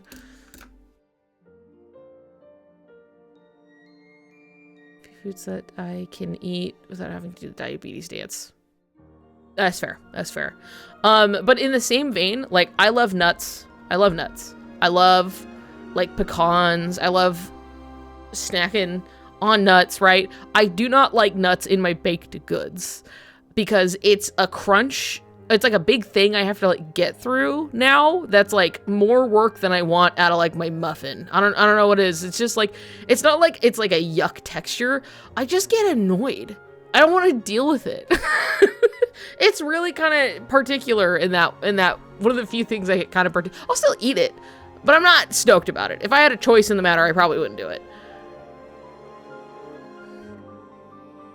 I have eaten packing peanuts. What are you, my cat? Who loves to eat packing? Who wants to anyway, so bad. Actually, what's creamer too? Do you guys have salad cream? Because I know you have, what the fuck is salad cream? Like, that makes me think of like mayonnaise, and then it's like a Miracle Whip, which I hate, but I do not know what salad cream is supposed to be. But also, yeah, creamer is often flavored cream substitute for your coffee. Yeah, it's just something that you put in your coffee. Usually it's a little flavored by something. It's just a milk thing. It looked dairy, and sometimes it's not. Salad cream is gross. It's like mayonnaise and vinegary. Probably like Miracle Whip then. I fucking hate Miracle Whip.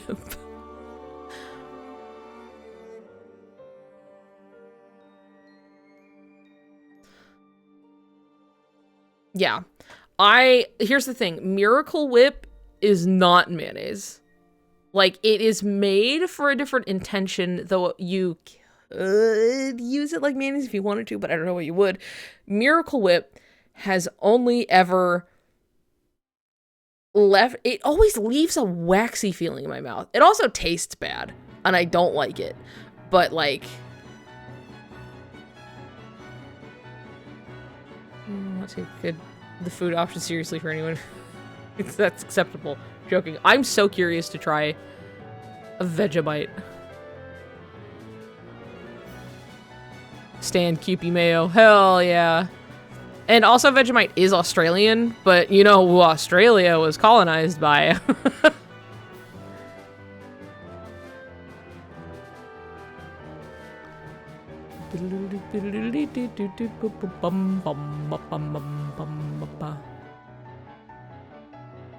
You've been eating the wrong kind of nuts in your baked goods. I just don't like it's like, it just becomes extra work. I don't know how else to put it.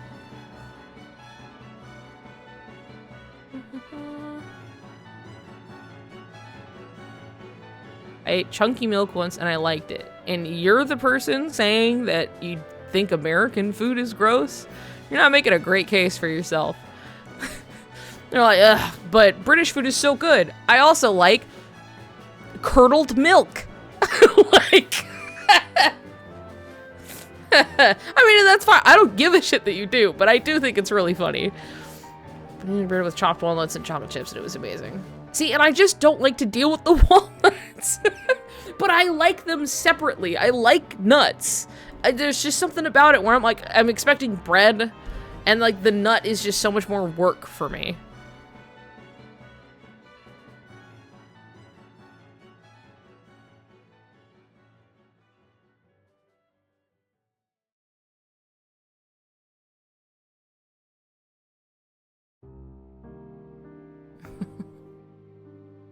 Not a good sample pool. I love banana bread, pumpkin and apple bread too. I love the nutty taste, but not the nutty texture in the foods. Doesn't like nuts in things. That's just, I just, like, usually I can deal with it, it's fine. It's just like, that's just something, if I were to choose, I usually don't. That's about it. I don't know what it is. In the same way that, like, I like celery fine. I don't like celery in, like, my potato salad. I don't want to deal with it. It feels like a waste of my time.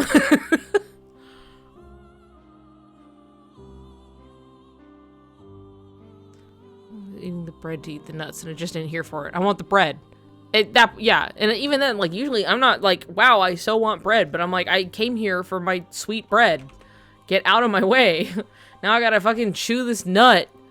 And it feels so separately like I'm eating a nut and not like this, the chocolate chip is so with the bread, you know? And then the nut is just me having fucking a nut for a bit before I can move on.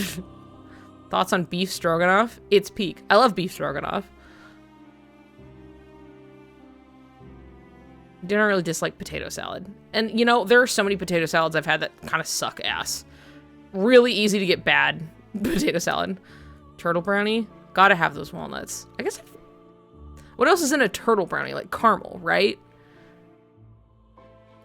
Or am I just thinking of like a caramel like turtle thing? Because I like those a lot, but that's a separate thing.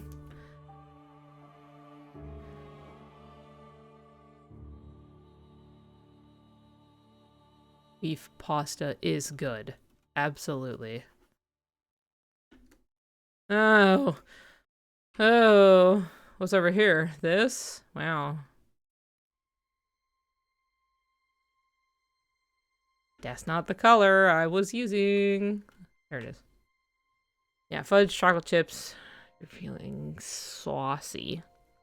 I'm gonna try carrot cake. I love carrot cake. Carrot cake, one of my favorites. 100%. It's so good, especially because it has like the good frosting on it. It's got that cream cheese frosting. Baby, it's so yummy. I fucking love carrot cake. Top cakes. Carrot cake.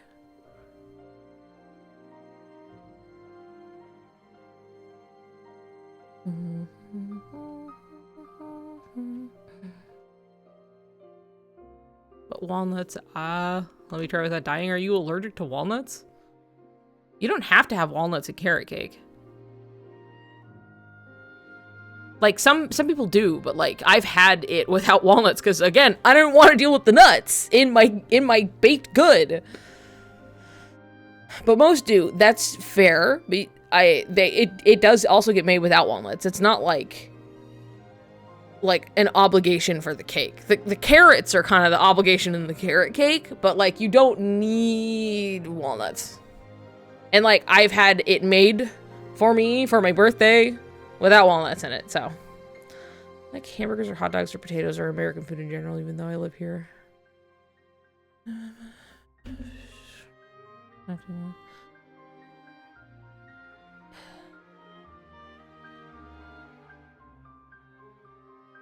never had ice cream cake. There's just so much of it. How do you eat it without biting it or melting? I don't know. I don't really care for ice cream cake that much. But I am also not huge on a lot of sweets. So I had a carrot cake I enjoyed was on an airplane when everything tastes different than usual. Mom accidentally bought a cheesecake carrot cake, but the frosting was like the usual frosting for some reason. Yuck.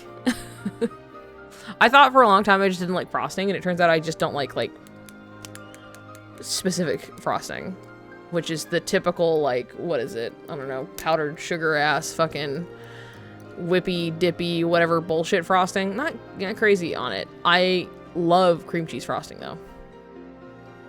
Buttercream frosting's pretty good too.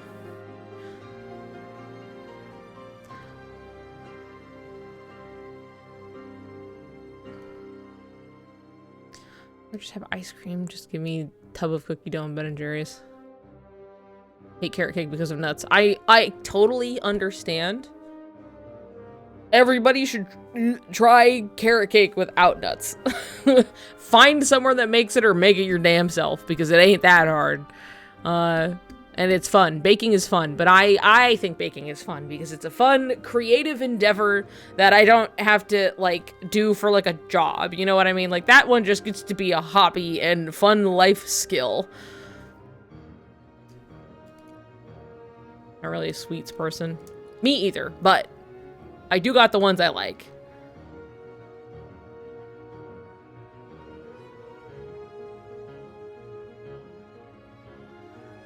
The Oreo cookie carrot cake flavor. Look, Shannon, if we ever run into each other again, I'll fucking make you a carrot cake without the nuts. Okay?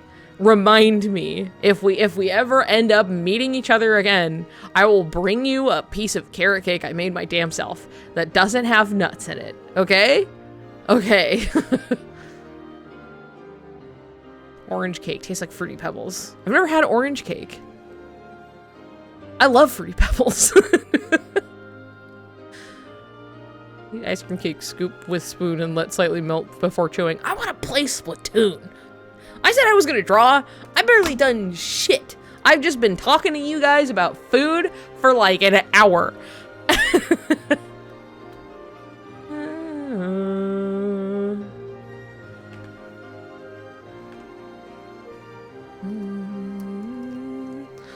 Orange flavored things burn my tongue for hours, so I tend not to do that.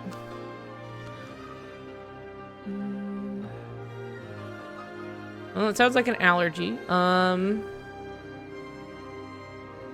Big foodies here. Here's the thing. I fucking love talking about food. I also love eating food. I love food, and I could do this all day. I could talk about food all fucking day. I think you might be allergic to citrus. Yeah, that sounds like an allergy. My birthday cake was a Sailor Moon carrot cake. That's so cute! Food stream. Isn't that what we said last time, Tennille, when we were on call? That it's just like, it's always like, we're like, we'll work and be on call together to be fun. And then like, it always just devolves into like, talking about Kingdom Hearts, childhood trauma, and food. The big three.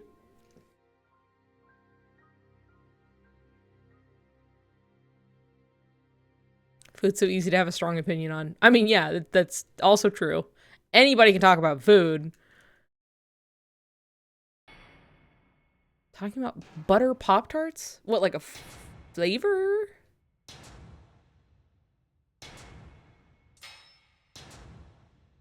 We love the Nier soundtrack in this house.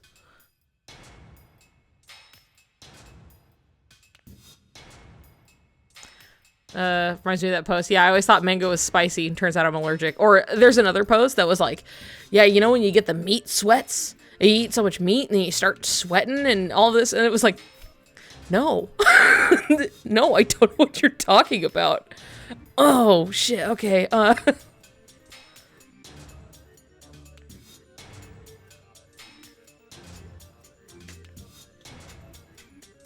Yeah, meat sweats, apparently. And it's like, who knows? Like, it doesn't necessarily have to be an allergy. But you can be allergic to literally anything. You can be allergic to the sun. All it is a bodily reaction to what is perceived as, you know, more or less a threat to the system in some way. And then the body reacts, and badly. That's how you can get, like... You can have essentially an allergic reaction to yourself and get like inflammatory diseases and stuff where it's just like my body's eating itself alive because it thinks something is wrong. You can be allergic to nothing. You can be allergic to the color blue, as a friend of mine is, because it's what is used for blue dye, and they're allergic to that. So, you know, it's like, yeah, I wonder, I use this blanket and I get itchy, so strange.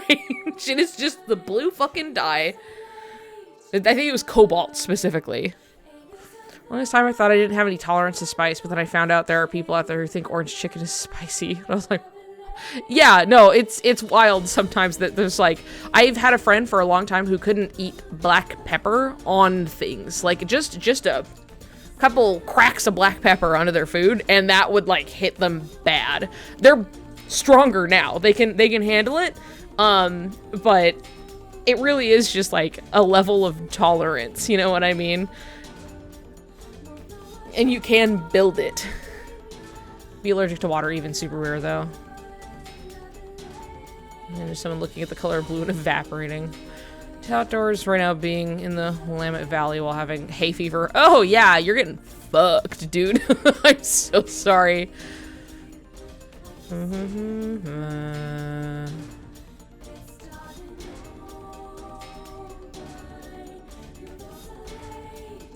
Doesn't kill you, black pepper makes you stronger.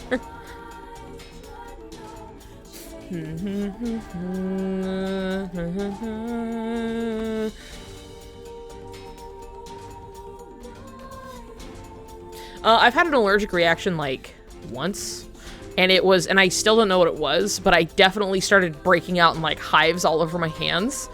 And I used some rose scented soap that my mother had gotten. And I was like, ooh, this smells so nice. Here I go, wash my hands, la la la. And I had gotten it all kind of, you know, all up here. And then, a couple minutes passed, and then my hands are like puffed, and I'm like, ah! I don't know, I must have been like 6 or 7 or something. And it was just like my mom and my grandma being like, what the fuck? What happened? Oh God. And then we eventually, like, they traced it back to the, like, it must have been like the hand soap, right? Because it was just all where the soap touched. But it was like, enough had passed that it was just like, why the fuck is this happening suddenly? What is happening to your hands? But then we got rid of the soap, and then I was fine. And I've never, like, run into that again, so I don't know what it was. Never had Pop-Tarts before he met me, so whenever he comes over, he rates any Pop-Tarts we have here. That is pretty funny. There's, there are, like, several snacks and things over here that, like, my good old, you know, my wife, air quotes, over in the UK, coming over here, like, we have, like, an exchange of, like, snacks and things, where, like, she always brings me squashies, and I'm always fucking eating the squashies, and some, like, we get some, like, Cadbury chocolate stuff, but then I have, like, it's, like, the Sour Patch Kids, like, specifically, like, the sour watermelons, and, like, Emma will just stock up on that shit and bring it back. What the heck are squashies? Well, let me show you really quick. Squashies are fucking good is what they are. I would say, like, they genuinely look like an eraser. Where they're, like, two-toned colors. Usually, I think the default, like, the basic, flavor of it. Yeah, I was gonna say, the default flavor is, like, 1/2 is raspberry and 1 is, like, milk or, like, a cream. I've had the sour ones. I've had, like, the sour, like, the green and I think it was, like, what is it, like apple and cherry, I think? I don't remember. It was like a sour one. But like it's kind of stretchy. It's almost like a marshmallow. I would almost describe it as like a marshmallow, but it's a little more like smoothed out on the sides. I might have some still currently. And the best thing, I always love to stretch them and then I eat them. There's something, and then the texture is really nice. A whole box of Pop-Tarts home with our New Zealand foreign exchange student. It's the good stuff. Pop-Tarts are good, is the thing. Erasers have always looked appetizing to me. Problematic. Dude, I get it. I get it, though, because they do look good, right? You want to bite one. Well, now you can if you eat a squashy. One of them is rhubarb and custard? I want to try that. That's weird. I want to try that.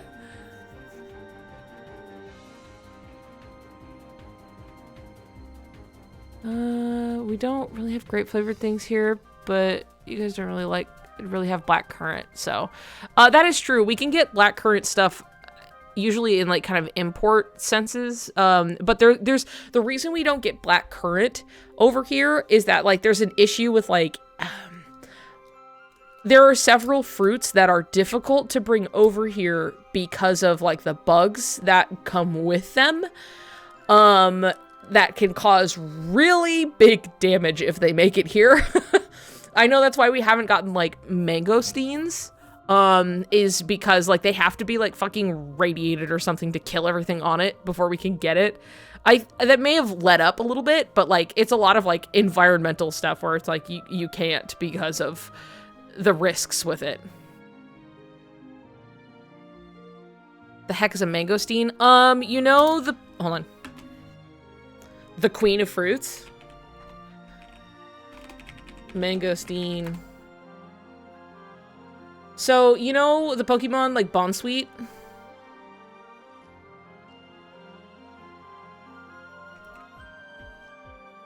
This is a mangosteen.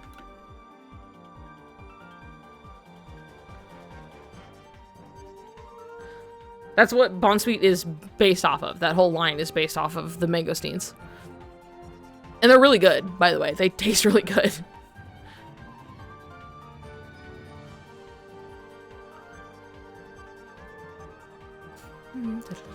Learn something new every day, right?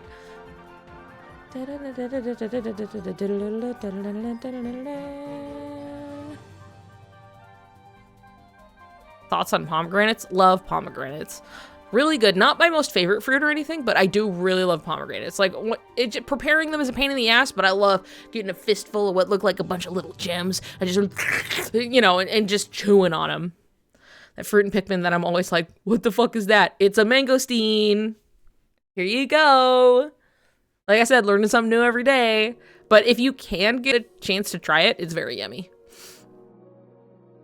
You just eat, like, the outside, the skin. You don't eat that, but you eat the white stuff on the inside.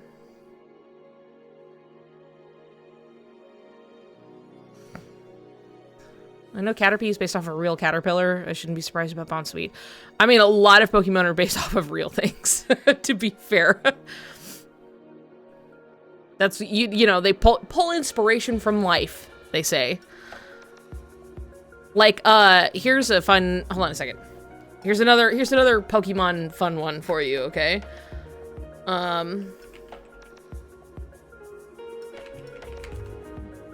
You know the Pokemon Cramorant? And you know the Pokemon Cramorant, and it stands there and it does this? You know? He's like, oh, Cramorant. And he gets Pikachu stuck in there and he spits him out. Did you know that it's based off of a very real bird called a cormorant that does the exact same thing? Hold on. This is called a cormorant. This is a real bird. It does this.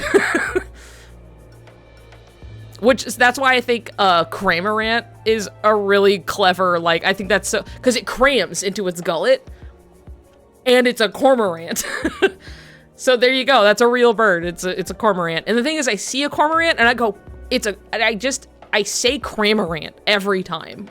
I'm like, it's a cormorant, it's a bird name, not the Pokemon. Like, I just keep saying Cramorant. Anyway, there you go, there you go. They do be getting stuff, oh my. You wanna, it has, like a stingray in its gullet. Crazy. But they are waterfowl, they do be, you know. Lazy, Pokemon names like Rattata and Ekans. I think they're cute. Sometimes simple is, you know, simple isn't bad. What's that guy doing there? It's a cormorant. Hi, Claude. I was telling people, we were talking about food. Here's your recap. Talking about food, I brought up a mangosteen. People didn't know what a mangosteen was, so I went, you know that Pokemon, Bonsweet? it's based off a mangosteen. And I brought up a picture of a mangosteen. And then I said, oh, another Pokemon. It's a bird called Cramorant.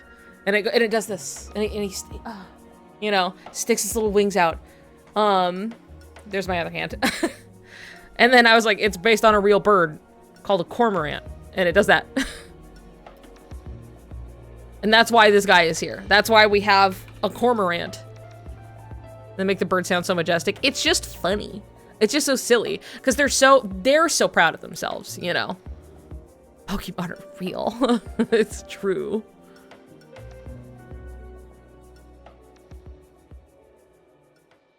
So there you go. The world is such a big place.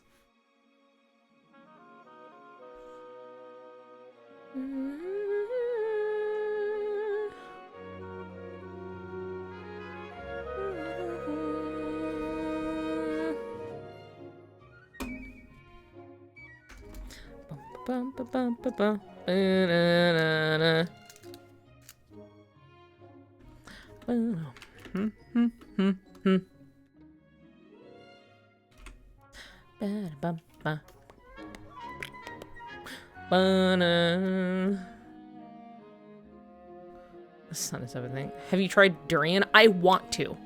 I want to very badly. It's a little hard to find somewhere I can have durian that isn't me buying a whole half of a durian, which is huge. I can't commit to that. You know what I mean? But I want to try one so bad.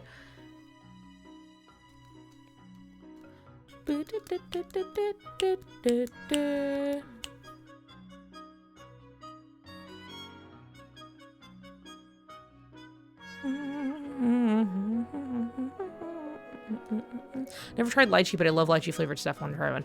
Lychee is really good. It's also similarly like the mangosteen. You peel it back and you got like this white inside, and you eat that part.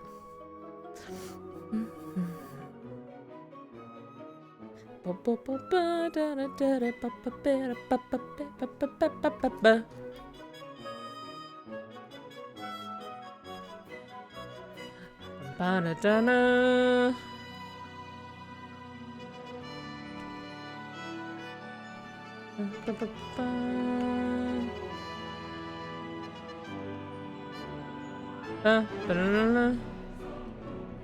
The fucking epic trials of Winnie the Pooh.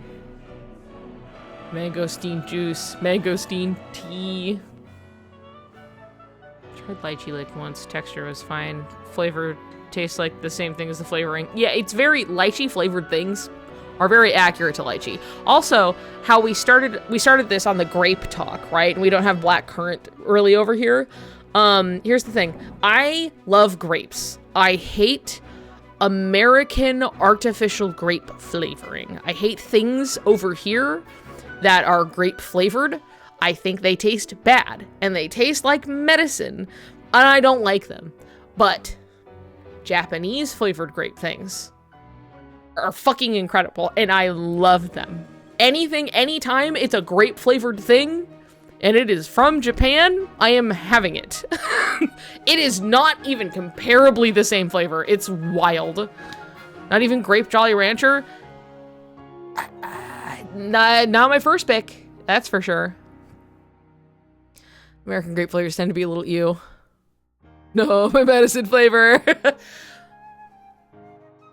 I don't know. Grape flavor has never tasted good. There are so many. Okay, in terms of real grapes, there are so many different kinds of grapes that if you don't like one, just if you have the opportunity to try a different grape, just give it a shot. At least try one. You know, worst case scenario, you don't like it. It's one grape. Spit it out. Who cares, right? But like, there are so many different kinds of grapes, and those grapes all can taste wildly different. But as far as like an overall like flavor profile and like, you know, it's like, oh, it's grape flavor, you know, tastes just like the grape flavored other thing you had that was grape flavored. American grape flavor is ass, and I hate it.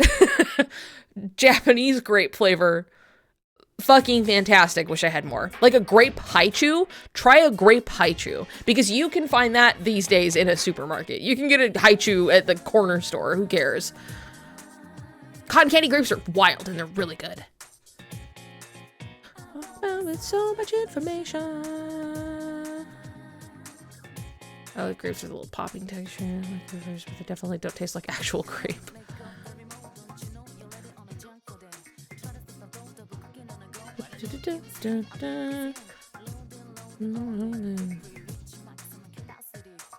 Try fresh grapes one day, even real grapes. The grocery store grapes taste bad.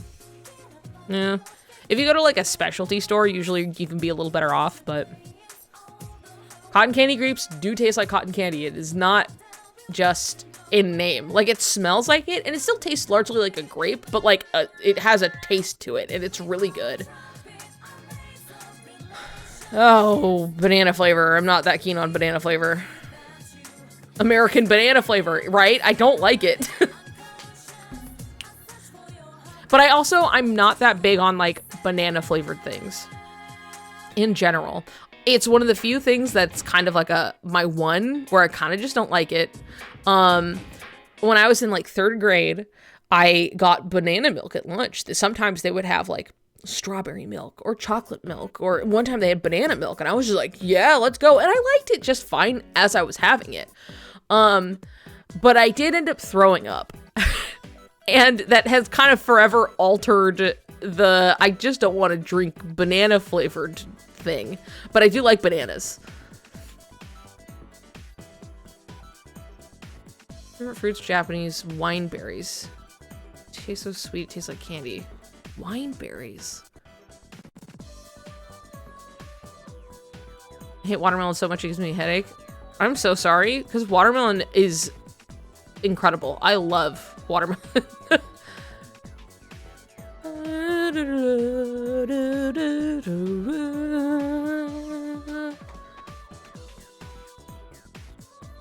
Vanilla's the best milkshake flavor out of the main 4. What the fuck is the main 4? What do you mean main 4? What do you consider the main 4?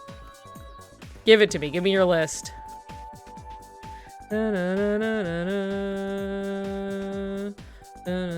Watermelon can be hit. Okay, look. Watermelon, like many other, fruits, you can get bad fucking watermelon. You can get watermelon that sucks ass. But God, when you have good watermelon, oh, baby. It's another level. You know what I mean? You are not the only one who likes honeydew. I love honeydew. I love honeydew. In fact, I even like cantaloupe. I think cantaloupe is great. I think when you get those fruit cups that have the fruit that's been cut and it's sitting for like hours, that kind of sucks because that's food that's been sitting out in the air for too long. I also love peaches and I love nectarines and I love cherries. I eat cherries until I get sick. Especially like Rainer cherries. Oh my God. Oh my God. Vanilla makes you sick? Eating bad watermelon that just tastes like water. Really have a good water? I'm so sorry. I'm so sorry. I wish I could personally fix that for you. All right. Raku, if the planets align and I can give you a good watermelon, I will.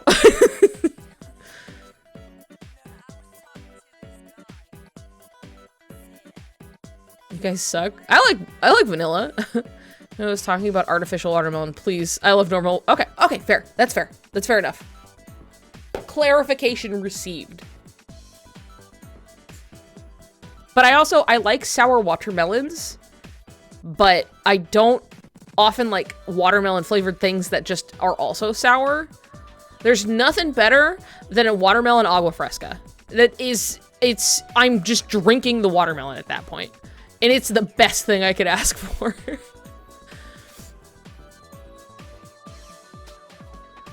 Also, for clarification, Dizzy lives in the UK.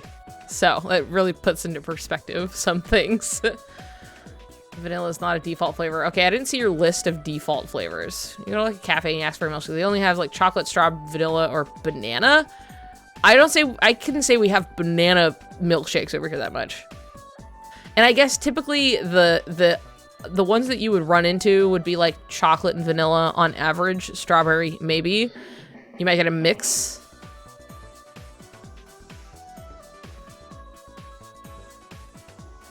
One time I was at my cousin's house, it smelled so intensely like French vanilla coffee. I almost threw up. Oh my god.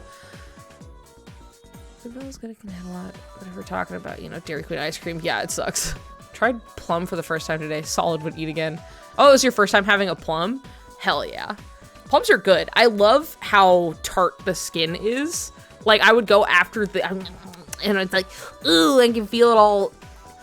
The salivation happening. You know what I mean? And that's what they gave me. Let's see.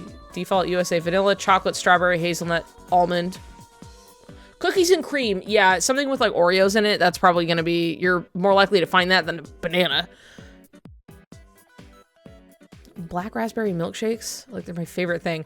Like black cap raspberries. Or just black raspberries. Because I have... Oh my god. I got an auto mod on the I ate Chinese plum juice, and it was just highlighted like, whoa, I hate Chinese. And I was like, oh my god, that's not what was being said, I promise. Flagged. Shannon.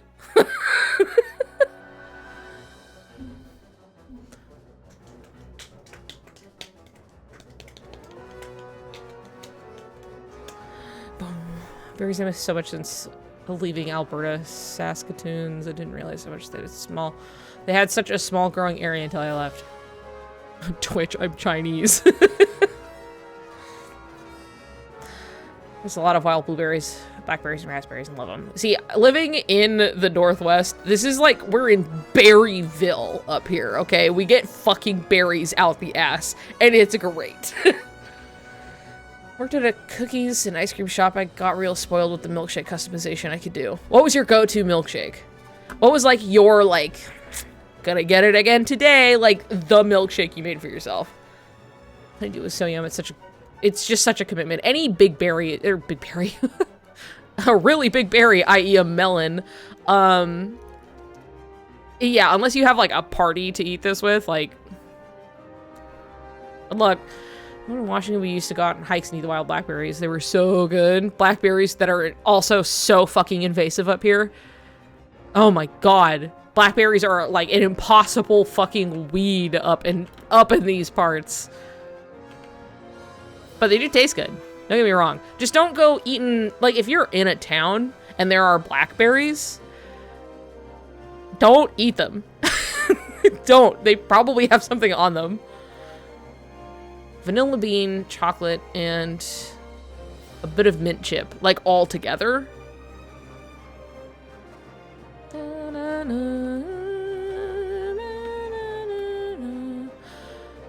We got to eat as many as we wanted before we sprayed. Hell yeah. Wild blueberries over the store bought. Blueberries are another one too that it's like, oh my god, it's so easy to get dog shit blueberries.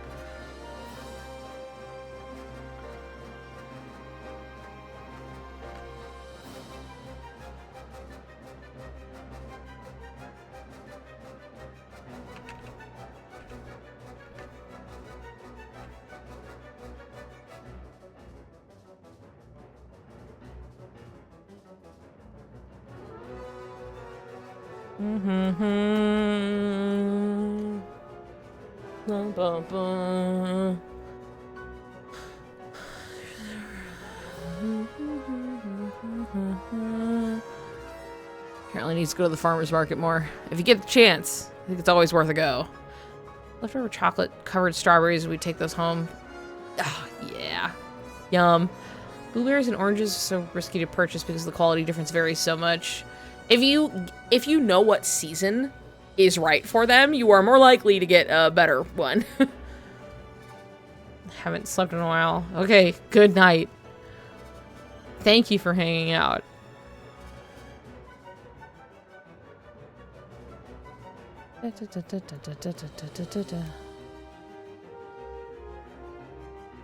There's a frozen yogurt parlor thing here that lets you customize your bowl to your heart's content. And the 2 times I've gone, I've always piled with toppings. Yeah, we have like a froyo place around here called Munchies that we go to quite a bit. And it really is just like, it's fun because they have different, like, it'll be like one station with 2 different flavors and you can get them swirled together. And then you can dump a bunch of shit on it. Corn on the cob? Yum. I love corn on the cob. I love corn. I love food. Ba, ba, ba, ba, ba.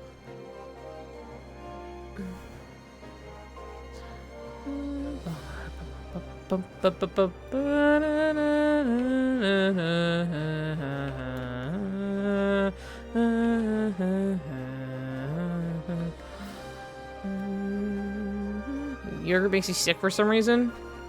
Are you sure maybe you're not like lactose intolerant? Or maybe you could have a milk allergy. That's something that happens too. Versus just lactose intolerance. They are two different things. I've never had the pleasure of eating wild berries. That's like a human right. We weren't out here fucking wandering around, fucking eating berries off the bush and hunting animals for survival for you to not have a berry. A fresh wild berry. Okay? It's your God-given right. You're gonna have one. I guarantee there's gonna be something around you somewhere. One day. One day. Eating wild berries is so amazing. I, down my street, one of our, like, neighbors on the street would, they had a big garden in their yard, and their, like, grapes would grow out of the yard towards the road, but, like, we knew her, so, like, we would just go and pick the grapes and eat them and get a bunch of berries and stuff. Berry eating stream when? I'm gonna go strawberry picking so bad. Put a blackberry tree on a racetrack. The texture of normal, not Greek yogurt. Yeah, I like thick Greek yogurt. Some wild berries aren't edible. Very true. Don't just go eating any fucking berry, okay? Personally, if you could just go, there are plenty of like farms. If you look it up in your area, oftentimes there are farms that you can go to where you just pay a certain like rate and then you can just go in and pick the berries your damn self. And they're good. And they're fresh. Try that out, you know?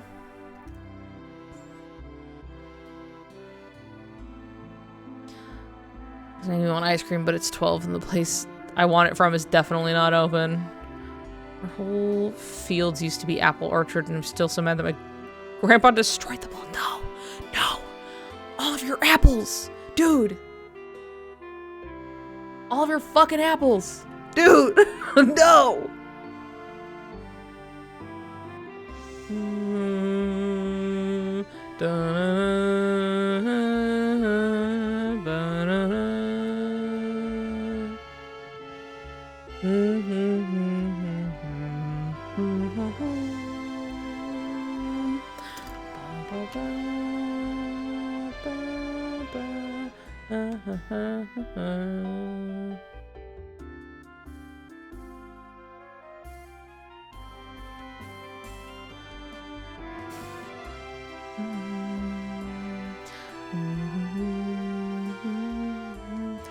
In the middle of nowhere country, our family got to take care of our neighbor's berry farm once, and we got to eat and pick them all while they were out.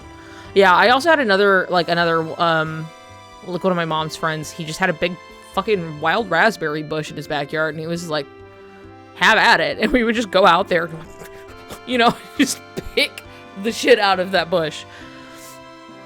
But it was also like, he couldn't get back there very easily anyway, because he was wheelchair bound. So we were like, yeah, we'll go pick your raspberries. And then we would give him a whole bunch, and he was like, cool, take whatever you want. So, you know, there was an exchange here. These apple trees could have easily been planted by Johnny Appleseed. I mean, given where you were, I guess it's not the craziest, Oh, I'm tired of this shit. I'm just gonna draw something else for a minute. Maybe in a different fucking color. Okay.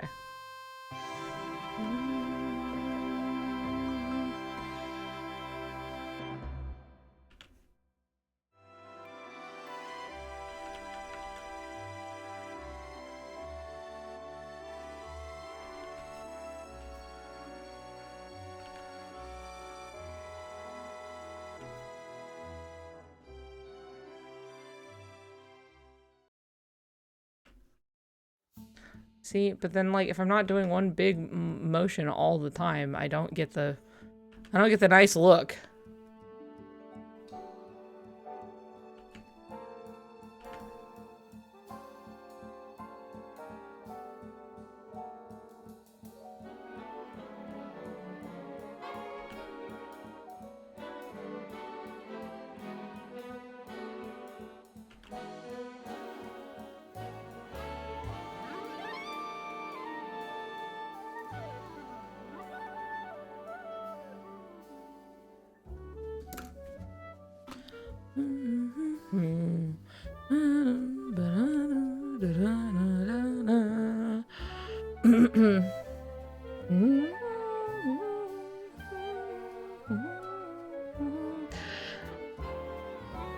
Tore everything out in the dishes to have more categories and space to cut the raspberry patches with them. No.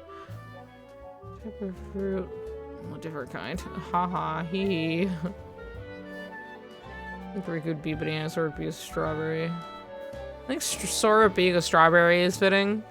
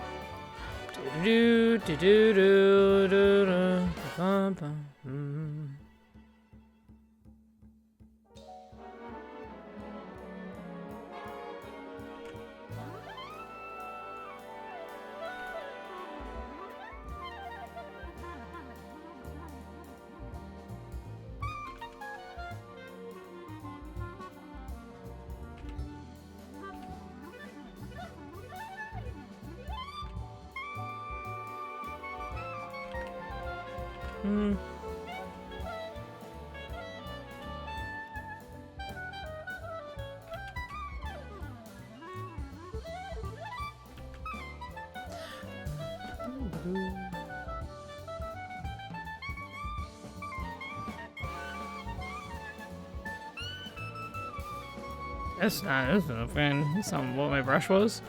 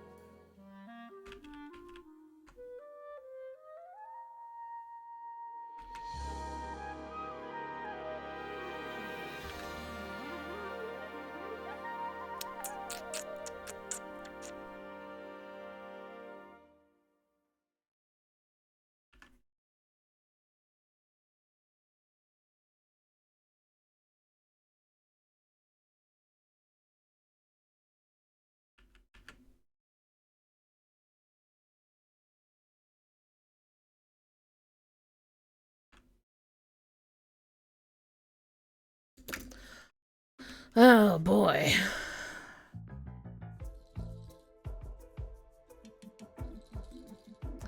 Let's see. I can make an argument there's wearing less yellows indicative of them growing apart from Christ and the illustrated yellow gauge one, but I don't think that's the intention. It's actually not. I don't think it's the first time I've seen that brought up either. Turns the characters into the Fantastic Seven.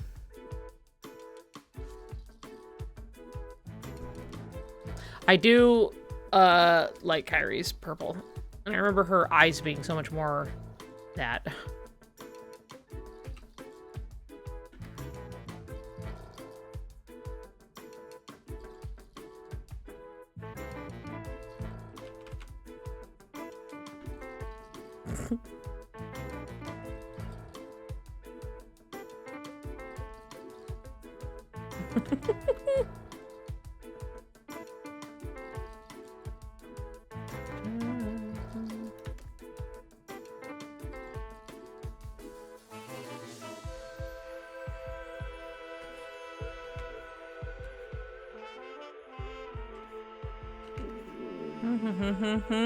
Ooh.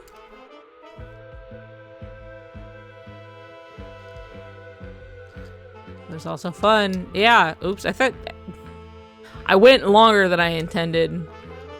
So I'll probably stop here shortly. Because like I said, there are things I gotta do actually.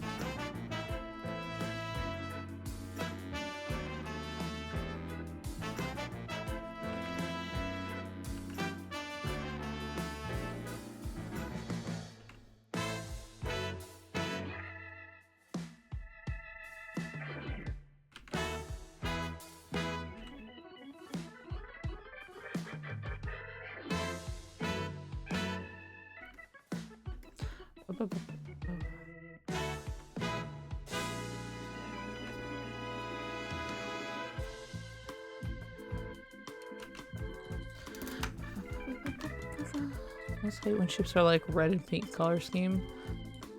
Almost the same color.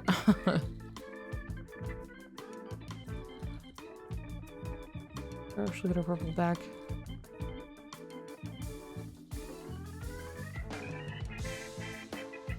In case they're blue and red coded, it just keeps happening. Look, you just get a nice little complimentary design, and you're good. It doesn't always have to be blue and red. But so often is it blue and red, because that's just a common fucking...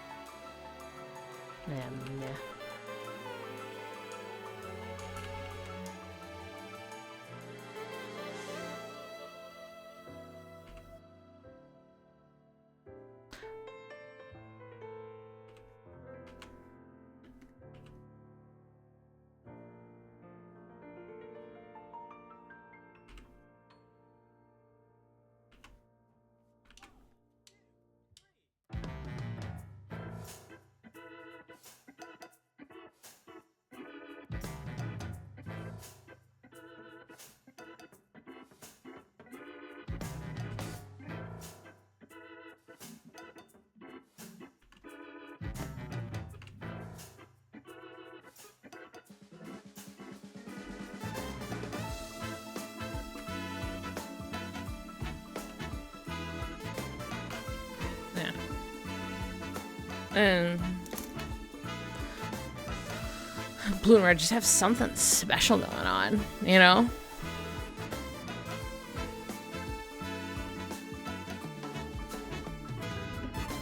Thank you, Green Eyes, when I miss him. Dream Drop is so weird because he looks so good. And then you get a cutscene with Master Yi said, and Riku's the most terrifying. They're very intense. They are very intense, but I like them still. You know, they're just very like.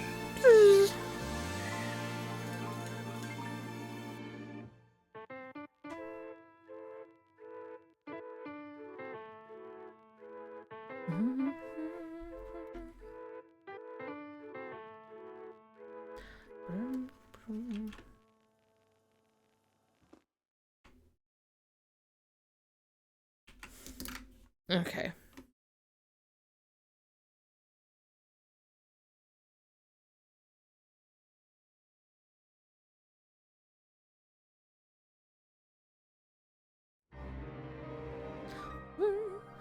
Bum, bum, bum, bum, bum, bum, bum, bum, bum, bum, bum, bum, bum, bum, bum, bum.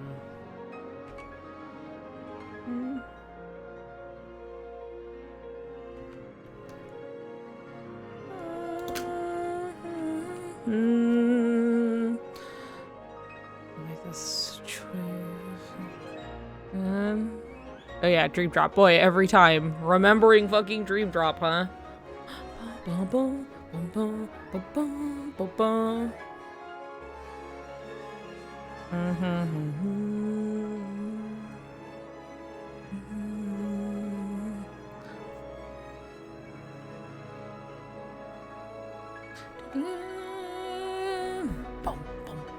Bum, bum, bum, bum. Okay, look.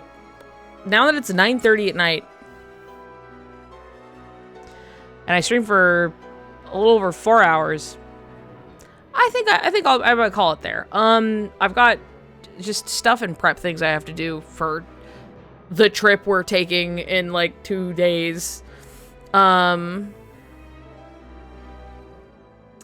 Because it's not just a trip, you know, we have to prep for like the con part of it. So I do need some time to go do that. And then the next time you guys will hear from me might be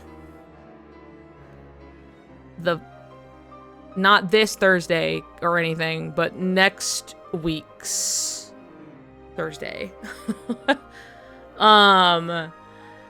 So, because I think we get back on that Tuesday, and then, you know, having a time to settle or recover or do whatever the fuck. So you might see me probably next week. And then maybe we can pick up the TED Talk. You're right. If you're available, that would be great. Because I will be, so, you know.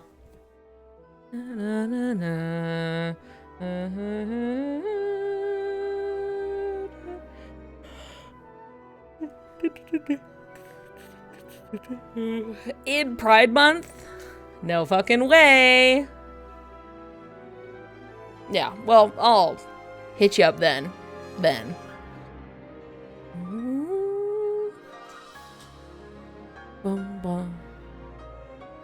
Anyway, that was fun. Even if it was mostly talking about food and not really drawing too much. I guess I drew a little bit. But who cares? It was a good time. Anyway, now, I'll see you guys next week. Okay? It was fun. Thanks for hanging out. I need to get the VODs up, including the last stream. Whoopsie. I'll see you guys later.